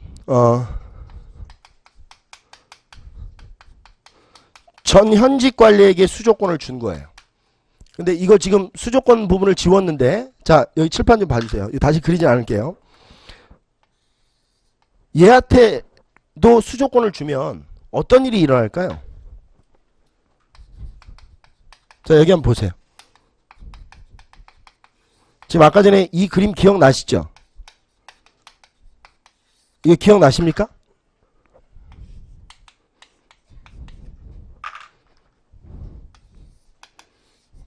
기억나세요? 그러면 얘네들 이 동그라미 전직관리에게 주면 어떤 일이 발생될까요? 그림으로 이해해 보세요.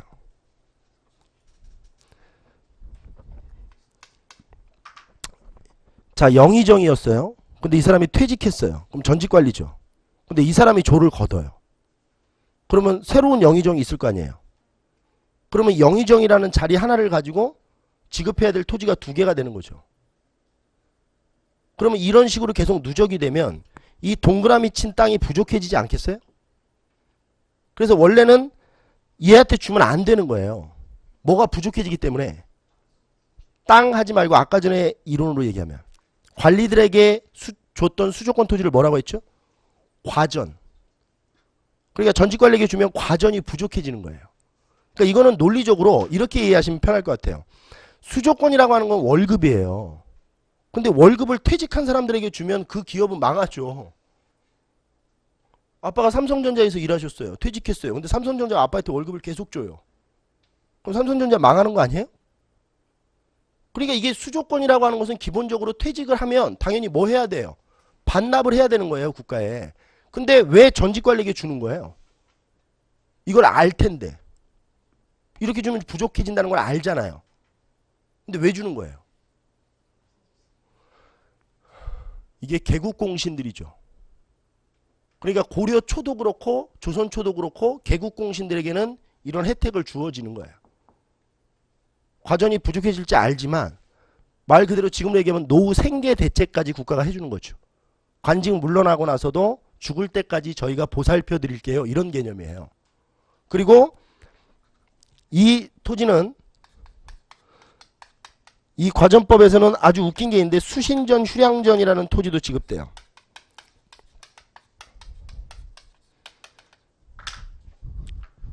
동그라미 쳐봅니다. 자, 수신전, 휴량전은 일단 뜻부터 좀 보는데 수신전은 몸을 지키는 거예요. 수신, 몸을 지킨다 이런 뜻이고 휴량은 보살핀다는 뜻인데 수신전이 어떤 토지냐면 자, 얼굴 좀 봐주십시오. 수신전이 어떤 토지냐면 내가 관직에 있었어요. 내가 관직에 있었어요. 근데 물러났어요.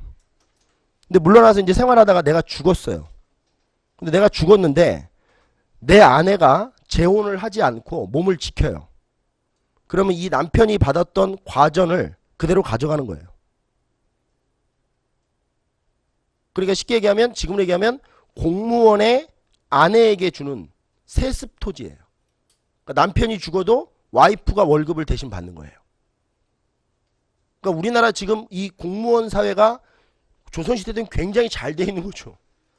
하여튼 공무원의 생계만큼은 국가가 막 완벽하게 책임져 주고 있는 겁니다.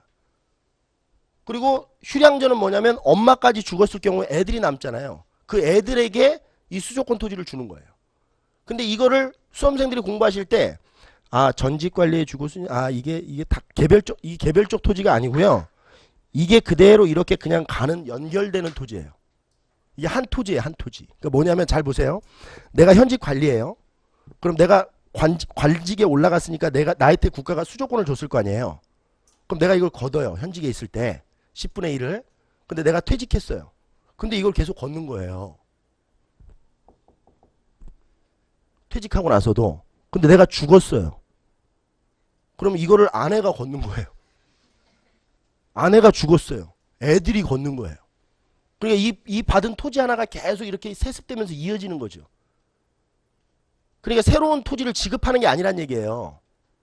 계속 이게 이어지는 거예요. 그러면 전직관리에게만 줘도 과전 부족이 일어날 텐데 이렇게 수신전, 휴량전이라는 토지가 있었으니까 당연히 과전 부족 현상은 더 심화됐겠죠. 그리고 또 빨리 올 테고. 그래서 세조가 직전법으로 바꾼 거예요. 선생님 뭐 여기 경기도의 토지를 분급했다라고도 해야 되는데 그거 지금 그거 하고자 하는 게 아니에요. 토지제도 하는 게 아니에요.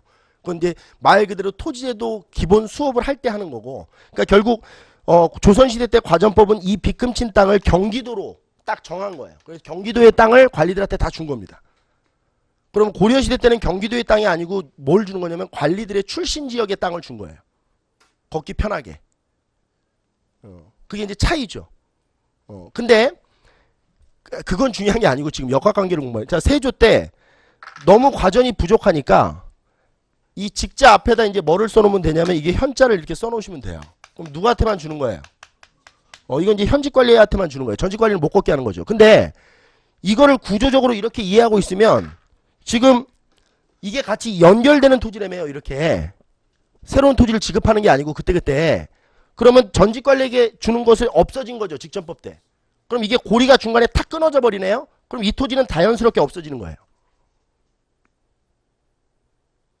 이해되십니까? 무슨 얘기인지? 그러니까 직전법이 지급되면서 뭐가 자연스럽게 없어지는 거예요. 수신전, 휴량전은 당연히 없어지는 거죠. 현직 관리만 거둘 수 있어요. 그러니까 결국 이 현직 관리만 걷는다는 거는 뭐를 함의하고 있는 거예요. 수신전, 휴량전 폐지를 다 함의하고 있는 거예요. 이 안에 다 포함하고 있는 의미죠. 이거를 이렇게 구조적으로 이해만 해놓으면 수신전, 휴량전은 다 폐지돼요. 자, 그러면 명종 16세기 중엽이 되면 자, 직전법이 폐지돼요. 그러니까 현직 관리에게 주는 토지마저도 없어진 거예요. 다시 한번 현직 관리에게 주는 뭐마저 없어진 거예요? 과전. 이 토지가 없어진 거예요. 이게 이제 명종 때인데요. 16세기 중엽입니다. 그러면 이 직전법 폐지는 어떤 의미가 있냐면 과전이 없어진 거예요. 그러니까 수조권 토지 자체를 아예 안 주는 겁니다. 그리고 그럼 이때부터 관리들은 뭐를 받느냐? 지금처럼 뭘로 받는 거예요? 월급을 받는 거예요. 이거를 녹봉이라고 해요. 물론 이 녹봉도 이렇게만 공부해 놓으면 또 문제 풀 때 어려운 문제가 나오면 틀리는 이유가 뭐냐면 이 녹봉이라고 하는 건 고려 문종 때부터 완성이 돼요. 47단계로 관품을 47단계로 나눠서 지급을 하는데 이 녹봉은 고려시대부터 받고 있었던 거예요. 그러니까 고려시대 때부터 이때까지 관직에 딱 올라가잖아요. 그러면 월급을 두 가지 시스템으로 받는 겁니다. 그러니까 토지도 주고 녹봉도 주는 거예요. 이 두 개를 다 걷는 거예요. 그러니까 이게 다 받았던 거예요. 이 공무원들이. 근데 직전법이 폐지되면서 이 과전이 없어지고 이것만 남은 거예요. 그럼 녹봉의 지급 액수는 어떻게 됐겠어요? 이건 증가했겠죠. 이거 안 주고 이것만 주니까. 원래 두 가지 주다가. 그래서 녹봉만 지급이 되는 건데 문제는 잘 보세요. 문제는 토지제도는 나중에 고려시대 공부할 때도 역분전, 시정전시가, 개정전시가, 경전전시가, 녹과전 막 이렇게 쭉 나와요. 근데 토지제도를 공부할 때 이해를 하는 방법이 뭐냐면 왜 이렇게 토지제도가 변화되는 거냐면 기존의 토지제도가 뭔가 문제가 있어서 변화가 되는 거겠죠. 문제가 없다면 변화가 되지 않겠죠. 그럼 결국 이거는 우리 수험생들이 알잖아요. 왜 과전법이 직전법으로 바뀐 거예요. 그리고 과전이 부족해져서 그런 거예요. 근데 직전법이 그럼 왜 없어진 거예요? 이걸 대답을 못하는 거예요. 근데 이걸 대답하려면 두 가지의 심화 개념을 이해하고 있어야 되는데 하나는 뭐냐면 자 보세요. 답헌 방식의 변화를 이해하셔야 돼요.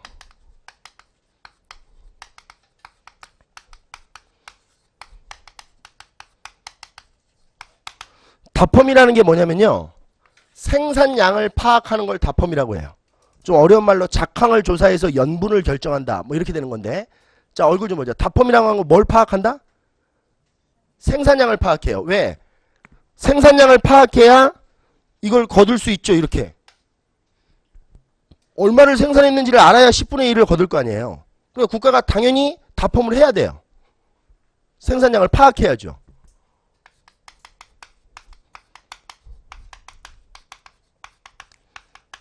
이걸 답헌이라고 해요. 자, 볼게요. 봅시다. 조선 초기 과전법이 시행됐을 때 이 답헌 방식이 어떠냐면 칠판 좀 잠깐 봐보실래요 이거? 이 수조권을 받은 관리들을 국사에서 뭐라고 하냐면 전주라고 불러요. 뭐라고 부른다고요?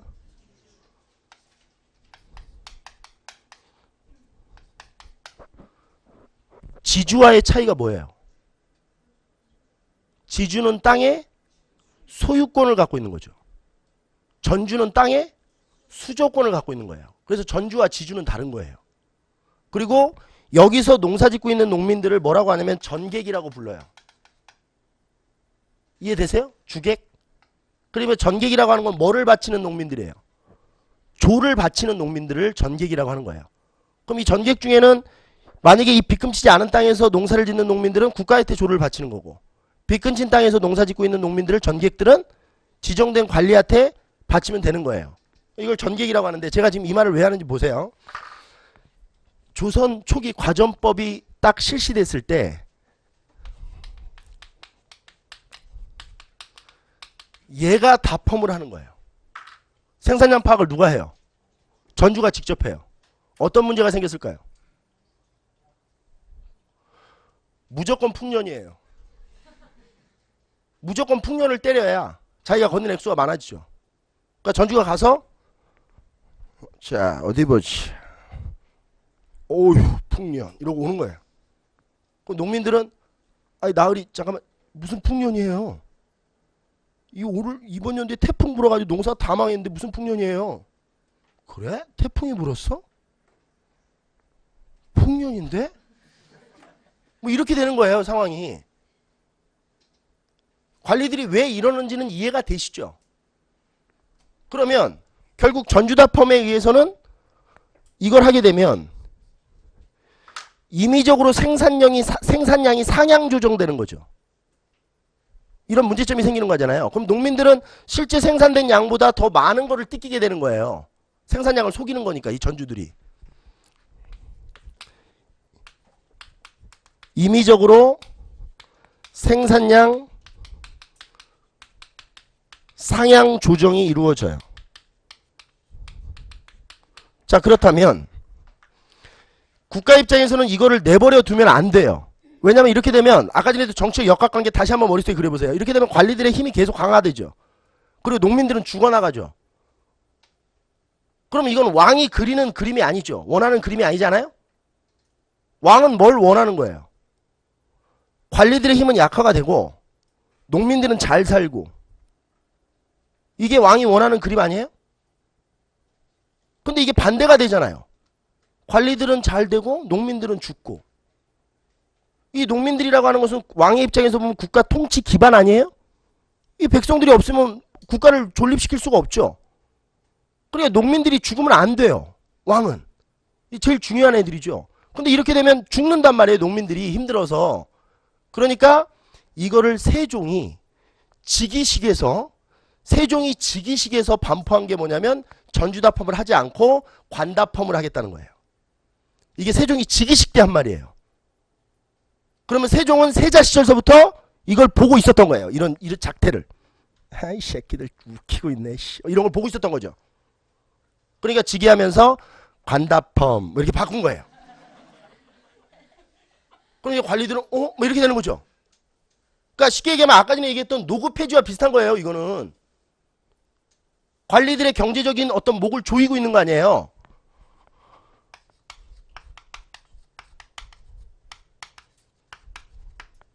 이게 세조 때 관다펌으로 바뀌어요. 자 그러면 자 이쪽으로 한번 와볼게요. 이 칠판이 좀 여기 강의실 칠판이 적어가지고 이걸 계속 지워야 돼서 좀 그렇네요. 이게 쭉 정리가 되면 한 칠판이 정리가 되면 좀 이쁜데.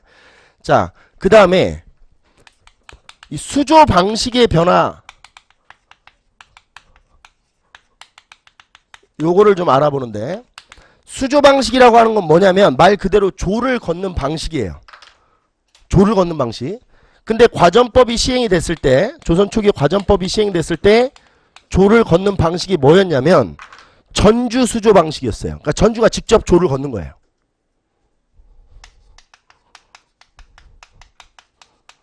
자 그러면 제가 재밌는 얘기를 좀 해드릴 테니까 한번 들어보세요.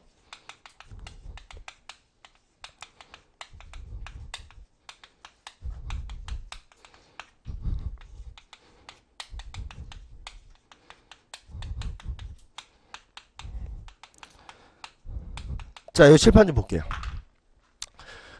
태조 이성계 때 과전법이 시행이 됐죠. 그렇게 보면 되는 거죠, 그냥. 그쵸? 그리고 여기 볼게요. 이게 누구예요? 세종 때인데 세종 때 다펌 방식이 변화됐어요. 이해됩니까? 그리고 나중에 이제 전세 공부하다 뭐 연분구동법, 전분육등법 이런 것도 다 세종 때 이제 만들어지는데 연분구동법, 전분육등법 공부하는 게 중요한 게 아니고 하여튼 이제 지금 우리 배운 걸로만 보는 거예요. 관다펌으로 바뀌었어요. 그리고 여기 보이는 세조 때 뭐가 바뀌었어요? 직전법으로 바뀌었죠. 그쵸? 전현직 관리계 줬던 걸 현직 관리로 바꾼 거예요. 그 다음에 이 성종 때가 되면 이 수조 방식이 변화돼요. 전주 수조였는데 이거를 관수 관급제로 바꿔요. 뭘로 바꾼다고요? 그럼 관수 관급이라는 한자 뜻 한번 생각해 보세요. 뭐예요? 정부에서 걷어서 정부에서 나눠주는 거죠, 관리들한테. 그러니까 결국 누가 직접 수조하지 못하게 하는 거예요. 전주가 직접 조를 걷지 못하게 하는 게 관수관급제예요. 성종 때예요. 그러면 우리가 바보가 아니니까 관수관급제를 왜 시행한 거예요? 전주수조 방식의 폐단이 뭐겠어요? 이게 정해진 것보다 많이 뜯은 게 문제가 있죠. 그러니까 못 듣게 하는 거 아니에요. 그러니까 쉽게 얘기하면 과도한 삥. 이 삥을 못 듣게 하는 거예요. 그럼 정리를 잘 해보세요. 머릿속에 얼굴 좀 보십시오. 정리를 잘 해보면 관수관급제를 시행한 이유는 결국 전주가 직접 수조권을 가지고 이렇게 과도하게 수탈을 하는 것을 막는 건데, 제가 밑줄 좀 그어볼 테니까 보세요. 자, 세종 때 관다펌으로 바뀌었어요. 문종, 단종, 세조, 예종 때까지 어떤 일이 일어나냐면 다펌 방식은 뭐예요? 관다펌이죠. 수조 방식은 뭐예요? 전주수조죠. 그럼 요 빗금친 시기에 일어나는 일을 상황극을 제가 만들어 드릴 테니까 보세요. 연극을 한번 보시라는 얘기예요. 요 빗금친 시기예요. 정부가 가서 다펌을 해요. 올해 중중년 뭐 이렇게 이제 연분을 결정했어요. 그러면 1결당 12두를 내는 거예요. 나중에 이제 공부하다 보면 알게 돼요. 1결당 12두. 중중년이야. 이렇게 이제 정부가 다펌을 했어요. 근데 전주가 가서 조를 걷는 거죠. 이 빗금친 시기 때는. 다펌은 정부가 해도 전주가 가는 거잖아요. 그럼 전주가 가요. 야, 줘. 그럼 농민이 여기 있습니다. 이러고 이제 준비를 해놨겠죠. 그럼 이걸 받아요. 이거 뭐야? 좋은데요? 이거 얼만데? 12두요. 20두 줘. 아니, 올해는 중중년인데요. 그러니까. 아니, 중중년이면 1결당 12두를 내는 겁니다, 나흘이. 그러니까 20두를 달라고. 아니, 중중년인데요. 죽을래? 난 20두가 필요해. 이게 지금 수조권을 빌미로 농민들을 수탈하고 있는 거죠. 그러니까 전주 수조 방식일 때는, 이거는 저기 전주다펌일 때는 임의적으로 생산량을 상향 조정하는 게 문제라면 전주 수조는 그냥 삥이에요. 이건 논리가 없어요. 그냥 지가 갖고 싶은 거 걷는 거예요. 죽을래? 막 이러면서. 그러니까 결국 성종이 이걸 못하게 하려고 이걸로 바꾼 거예요. 그럼 결국 관수관급제는 전주가 수조권을 빌미로 농민을 수탈할 가능성을 원천적으로 제거해버린 거죠. 이 말 이해되세요? 전주가 수조권을 빌미로 농민들을 수탈할 가능성을 원천적으로 다 배제시켜버린 거예요. 이게 관수관급제예요. 그러면 왜 이게 직전법 폐지됐느냐? 이걸 이해해야 된다는 거예요. 그러면 이 세조 이후, 여기 봐요. 성종 이후에는, 얘 이후에는 어떤 일이 발생되는 거예요? 다펌도 정부가 하고, 정부가 이걸 걷어서 관리들한테 일일이 이걸 나눠주고 막 이러고 있는 거죠. 이 관리가 한두 명이 해요? 근데 뭐 너무 국가가 할 일이 많죠. 결국 이게 불편해서 수조권을 준 거 아니었어요? 관리들한테 이게 너무 불편하니까. 근데 이 불편함이 관리들 때문에 이 삥 때문에 생긴 거잖아요, 다시. 그러니까 아예 없애버린 거예요. 과전을. 이게 힘드니까. 그러니까 결국 관수관급제 때문에 직전법이 폐지된 거예요. 국가가 해야 될 일이 너무 많아지니까. 그래서 수험생들은 이걸 어떻게 외우시냐면 과전법, 직전법, 관수관급제, 직전법 폐지 이렇게 외워요. 수험생들이 제가 가르치다 보면. 근데 이렇게 외우면 안 된다는 거예요. 왜? 토지제도는, 관수관급제는 토지제도가 아니에요. 그러니까 조선시대 때 토지제도는 두 개밖에 없는 거예요. 과전, 직전 이 두 개밖에. 그러니까 토지제도를 외운다고 관수관급제를 여기서 껴서 외우면 안 되죠. 관수관급제는 토지제도가 변화된 게 아니고 무슨 방식이 변화된 거예요? 수조 방식이 변화된 거예요. 근데 이 수조 방식의 변화 때문에 토지제도가 변화된 거죠. 무슨 말 이해되세요? 그러면 한번 보세요. 자, 요렇게 이제 바뀌잖아요. 그러면 지금 우리가 배웠던 다펌 방식의 변화와 수조 방식의 변화를 이 안에다 넣어볼게요. 시기적으로 보면 이거 이해되세요?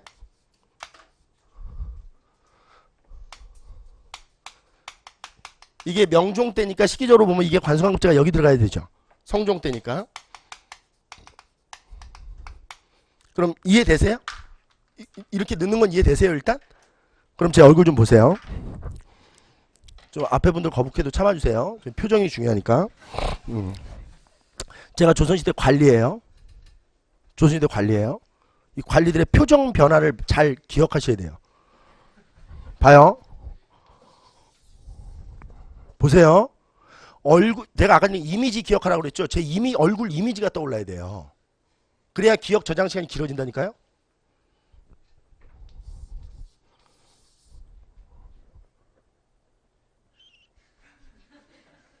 이렇게 됐겠죠. 이해되세요? 지금 무슨 뭐 하는지 이해되세요? 이게 이렇게 막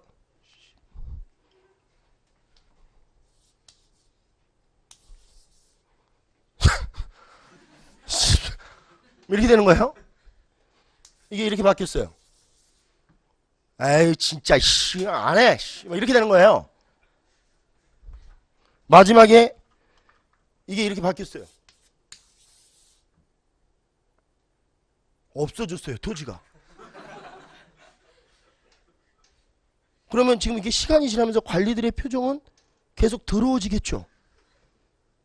근데 이 관리들의 표정이 이렇게 더러워지는 이유는, 제가 얘기하는 게 뭐냐면, 이유는 지금 이 싸움을 이해해야 된다는 거예요.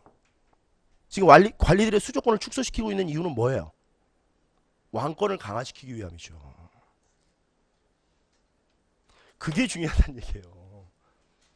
이걸 이해하는 게 중요한 게 아니고, 결국 왕이 왜 토지제도 관리들의 수조권을 줄이냐는 얘기예요.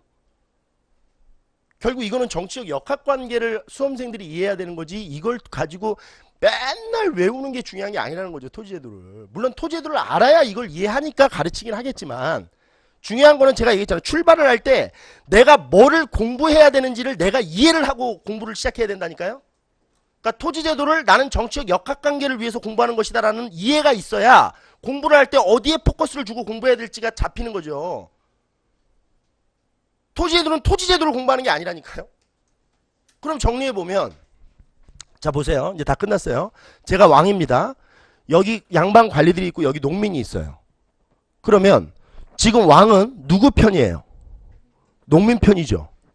이 이유는 이제 알겠죠. 근데 문제는 조선시대 관리들이 녹록치 않은 애들이거든요. 이 조선시대 과거 시험을 보면 식년시라고 해서 3년에 한 번씩 33명을 선발하는 시험이에요. 근데 얘네들이 그렇게 멍청한 애들이 아니란 말이에요. 조선시대 관리들이. 고려시대에는 좀 멍청한 애들이 껴있어요. 뭐 음서 이런 애들이 있으니까. 뭐 인수분해를 못하고 막 이런 애들도 관리가 돼요. 고려시대 때는. 근데 조선시대 때는 그런 애들이 거의 없어요. 그럼 조선의 관리들이 이게 이렇게 되니까 계속 인상만 쓰고 막 이러고 있겠어요? 아니죠. 정치적 역학관계를 자기 꼴로 만들기 위해서 뭔가 돌파구를 만들어낼 거 아니에요. 이렇게 왕이 이렇게 줄이고 있는데 막 곧 있으면 뒤지겠구나 막 이러고 있는 거야? 이러고 있는 관리가 어디 있겠어요. 그러면 이렇게 되면서 관리들은 뭐를 하는 거냐면, 직전법 때부터는 노후 생계 대책을 본인이 세워야죠. 이제 퇴직하고 나서는 수조권이 없다며요. 그럼 노후 생계 대책을 관리들이 어떻게 세운 거냐면 땅을 사버리는 거예요.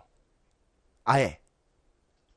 근데 이 토지를 매입하는 과정에서 합법적으로만 매입을 하면 되는데, 조선시대 때는 신분제 사회니까 자신의 신분을 이용해서 불법적으로 농민들의 토지를 뺏는 경우도 있겠죠. 그러니까 지금으로 얘기하면 고리대 이런 걸로 막 뺏는 거예요. 농민들한테 곡식 좀 빌려주고 이자를 막 받고, 이자를 지금으로 얘기하면 러시안 캐시 같은 거죠. 이자를 받고 안 내면 막 애가 무가 되고 그러잖아요. 러시안 캐시 보셨어요? 그거 빌렸으면 무가 되는 거예요. 그러니까 농민들이 다 이렇게 무가 된단 말이에요. 그러면 여기 보세요. 자 봐요. 그러면 얘네들이 이자를 못 갚으면 결국 뭐를 곡식을 빌릴 때 담보로 잡아놓겠어요? 땅을 잡아놓고 땅을 다 뺏어버리는 거예요. 자기 노후 대책을 위해서. 그러면 결국 이게 시간이 지나면서 양반 관리들의 토지 사유화 현상은 진전돼요. 그러니까 양반 관리들이 토지를 계속 사재기 하는 거죠. 지금으로 얘기하면. 그러면 농민들이 죽어요. 그럼 농민들이 만약에 토지를 뺏기게 되면 그 농민들은 이제 조를 내는 게 아니고 뭐를 바쳐야 되는 사람이 돼요? 소장료를 바쳐야 돼요. 소장료는 보통 2분의 1이에요. 병작 반수제라고도 불러요. 병작 한 양의 반을 지주에게 줘야 되거든요. 그러면 농사를 지어서 10분의 1을 바쳤던 애들이 농사를 지어서 절반을 털어줘야 되는 애들로 바뀌는 거잖아요. 이런 농민들은 죽는 거예요. 그럼 여기서 우리가 봐야 될 게 뭐냐면 결국 아까 전에 얘기했지만 왕은 농민들 살리겠다고 이렇게 바뀌는데 양반들은 그 상황에 맞게 경제적으로 돌파구를 만들어내면서 결국 농민들은 죽죠. 누가 이긴 싸움이에요? 양반이 이긴 거예요. 양반 관리들이 이긴 거라고요. 조선시대 이 토지제도는 윈! 관리가 이긴 거예요. 왕! 진 거죠. 그럼 결국 조선 후기의 농민들이 힘들었던 이유는 다 뭐로 몰락해서 힘든 거예요. 소작농으로 몰락해서 힘든 거거든요. 근데 조선 후기의 소작농으로 이렇게 농민들이 몰락하는 이유, 근본적인 이유를 알기 위해서는 이걸 이해해야죠. 이걸 이해하지 않으면 조선 후기 때 왜 농민들이 소작농으로 몰락하는지 이유를 찾을 수가 없는 거예요. 그러면 결과적으로 보면 공무원이 되실 분들이니까 잘 생각해 보세요.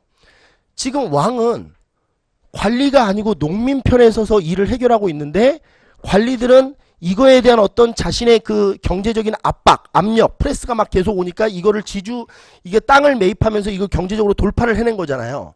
그래서 결국 최종 승리자는 양반 관리가 되죠. 그러면 상식적으로 생각했을 때 왕이 이렇게 바꿀 때 이런 풍선 효과를 예상을 하고 바꿨어야죠. 그렇잖아요?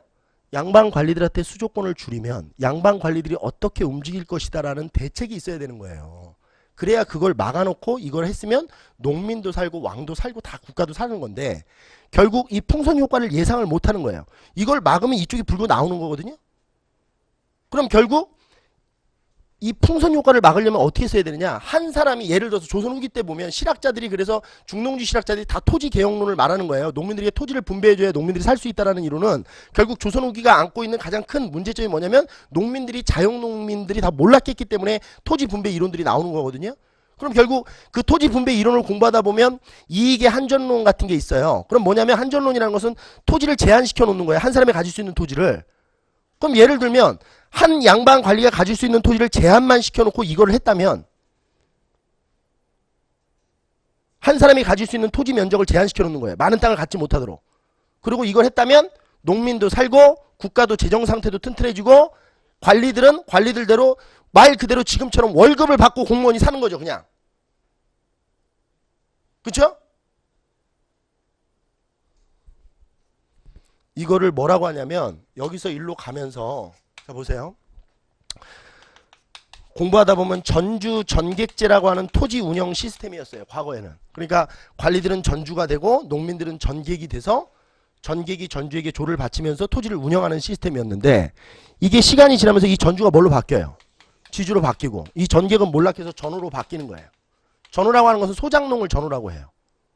전객은 자영농을 전객이라고 하는 거죠. 땅을 가지고 있는 농민은 전객이 되는 거고. 왜? 전객은 뭐를 바치는 농민이라고 그랬어요?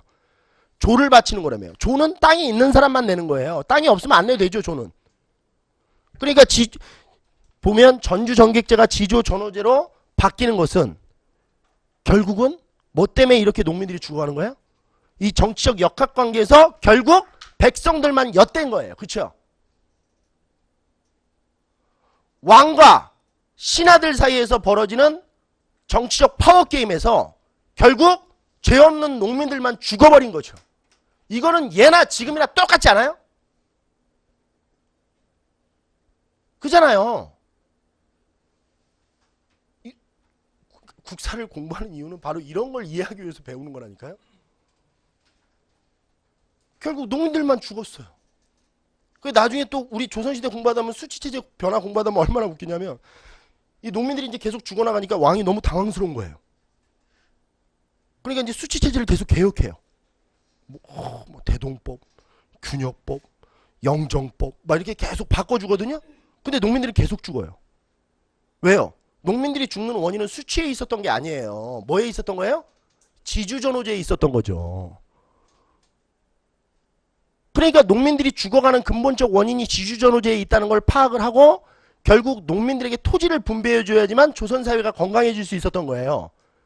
근데 근본적인 원인은 손을 안 대고 계속 다른 걸 손을 대니까 쉽게 얘기하면 이런 거죠. 농민들이 여기에 피고름이 터져가지고 막 죽고 있어요. 막 막 이러고 죽고 있는데 국가가 야 왜 그래? 막 이러면서 여기다 빨간 약 발라주고 막 이런 거 아니에요? 여기다 기부스 해주고. 그러니까 나중에 조선후기 때 애들이 막 이렇게 되는 거 아니에요? 여기는 계속 피고름이 나오고 있고. 그러니까 나중에 조선후기 때 되면 농민들이 아유 씨야 여기야 이러고 보여주란 말이에요. 이게 동학이에요. 이게 문제라니까. 그래서 동학농민군의 패전개혁안 보면 뭐가 나와요? 제발 토지만 줘 이 얘기예요. 다른 거 할 필요 없고. 자, 토지제도에 대한 부분은 제가 이게 사실은 어떻게 보면 이제 본 수업에 들어가면 이렇게 수업이 이렇게 팍팍 진행되지가 않아요. 왜냐하면 본 수업에 들어가면 토지제도 하면 토지제도에 대한 것들을 좀 자세히 일단 해야 될 거 아니에요. 이거는 그냥 팍팍 간 거예요. 그럼 토지제도 이론을 다 공부를 한 거예요. 근데 여기서 다시 한번 말씀드리면 수험생들이 느끼셔야 될 건 뭐냐면 토지제도를 자세히 하고 어떻게 뭐 그냥 대충 하고 이런 게 중요한 게 아니고 공부를 하시는 분들 입장에서는 토지제도를 왜 배우는가? 이거를 이해해야 어떤 걸 중심적으로 봐야 될지가 머릿속에 그려지는 거예요. 여러분들은 성인이잖아요. 그잖아요. 그러니까 본인이 알기만 하면 내가 뭐를 포인트로 주고 공부해야 됐다는 걸 알면 공부에 효율성이 생기죠. 그러니까 토지제도는 결국 정치적 역학관계 때문에 배우는 것이야. 이것만 딱 들어가 있어도. 사실 오늘 첫 번째 수업은 그거예요. 토지제도는 토지제도를 공부하는 게 아니야. 정치적 역학관계를 이해하기 위함이야. 이것만 들어가면 토지제도를 공부하는데도 재미가 있어요. 왜? 토지제도 그 뒤에 감춰진 게 뭔지를 알고 공부하는 거니까.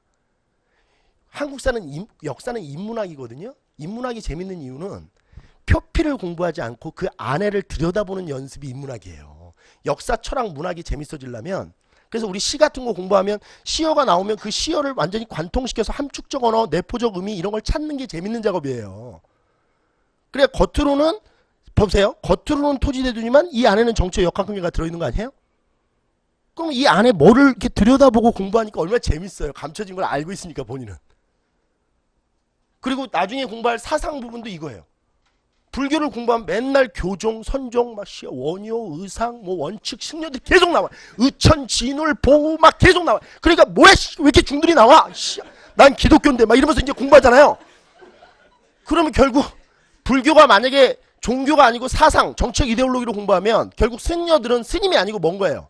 그 시대에 정책 이데올로기를 만들어내는 사상가들이죠. 그러니까 중요한 거예요.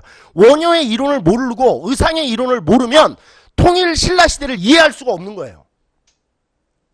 그러니까 우리가 세계사 배울 때 그리스를 이해하려면 소크라테스, 플라톤, 아리스토텔레스의 사상을 이해해야 그리스 사회가 이해되는 거거든요. 결국 승려들을 알아야 그 사회가 이해가 되죠. 왜 이황과 이의를 알아야 되느냐? 이황의 이론을 이해하고 오늘 할 거예요. 이의 이론을 이해해야 조선의 붕당사가 이해가 돼요. 왜? 붕당사는 정치적 역학관계, 정치적 파워게임 하는 거 아니에요? 남인과 서인 사이에서 정치적 파워게임을 붕당사로 공부하는 거 아니에요? 그럼 그 이면에는 이제 겉으로는 사상이 들어있고 이 사상 밑에 정치적 역학관계가 숨겨져 있으니까 이와 이황의 이론을 정리를 하고 있어야 서인이 주장하는 얘기들이 논리적으로 이해가 되는 거예요. 우리가 지금 여기서 배웠듯이 관료전을 지급하면 왜 왕권이 강화되는지를 이해하는 것처럼. 근데 성리학에 대한 기본적 이해가 없으면 조선시대 붕당사를 이해하려 할 수가 없는 거예요. 그러니까 외우는 거죠 그냥. 불교 사상사가 이해가 안 되면 고대와 중세시대 때 정치적 역학관계가 이해가 안 돼야 정상이에요. 그러니까 불교라고 하는 것은 고대와 중세를 끌어가는 정치 이데올로기잖아요. 그럼 결국 불교에서 나오는 어떤 논쟁들이나 사상들은 결국 정치적 역학관계와 연결돼서 펼쳐질 거 아니에요. 근데 그냥 불교를 그냥 생뚱맞게 불교의 이론으로만 공부하면 어렵죠. 그게 맨날 승려들이 주장했던 것만 외우고 있는 거예요. 그 승려들이 왜 이런 주장을 했고 그 이론들이 어떻게 정치적 역학관계를 구성시키는지는 모른 채. 그러니까 재미가 없죠. 이게 왜 정치적 역학 이게 이 의상에 나 왜 이렇게 말을 더듬죠? 의상의 사상이 어떻게 정치적 역학관계를 구성하느냐, 이거를 알고 공부하면 의상 수업이 재밌는 거예요. 왜? 안을 들여다보면서 공부하니까 재밌죠. 사람은, 다시 한번 얘기할게요. 사람은 굉장히 논리적이고 합리적인 동물이에요. 그러니까 내가 이걸 통해서 뭐를 이해해야 되는지를 본인이 알고 공부하면 그 공부는 재밌는 거고, 내가 이걸 외우고 이걸 배워서 나는 이게 그냥 근데 문제를 푸니까 또 문제는 맞춰요. 그럼 재미가 없는 거예요, 그냥. 근데 재미는 없는데 문제는 맞추는 거죠. 외우니까. 근데 그거는 기억 저장 시간에 분명히 한계가 있다는 얘기예요. 그렇게 재미없게 하는 공부는. 기억이 오래 남을 수가 없죠. 이해되십니까? 무슨 얘기인지? 자, 일단 토지제도를 통해 바라본 정치적 역학관계는 이걸로 마무리를 지을게요.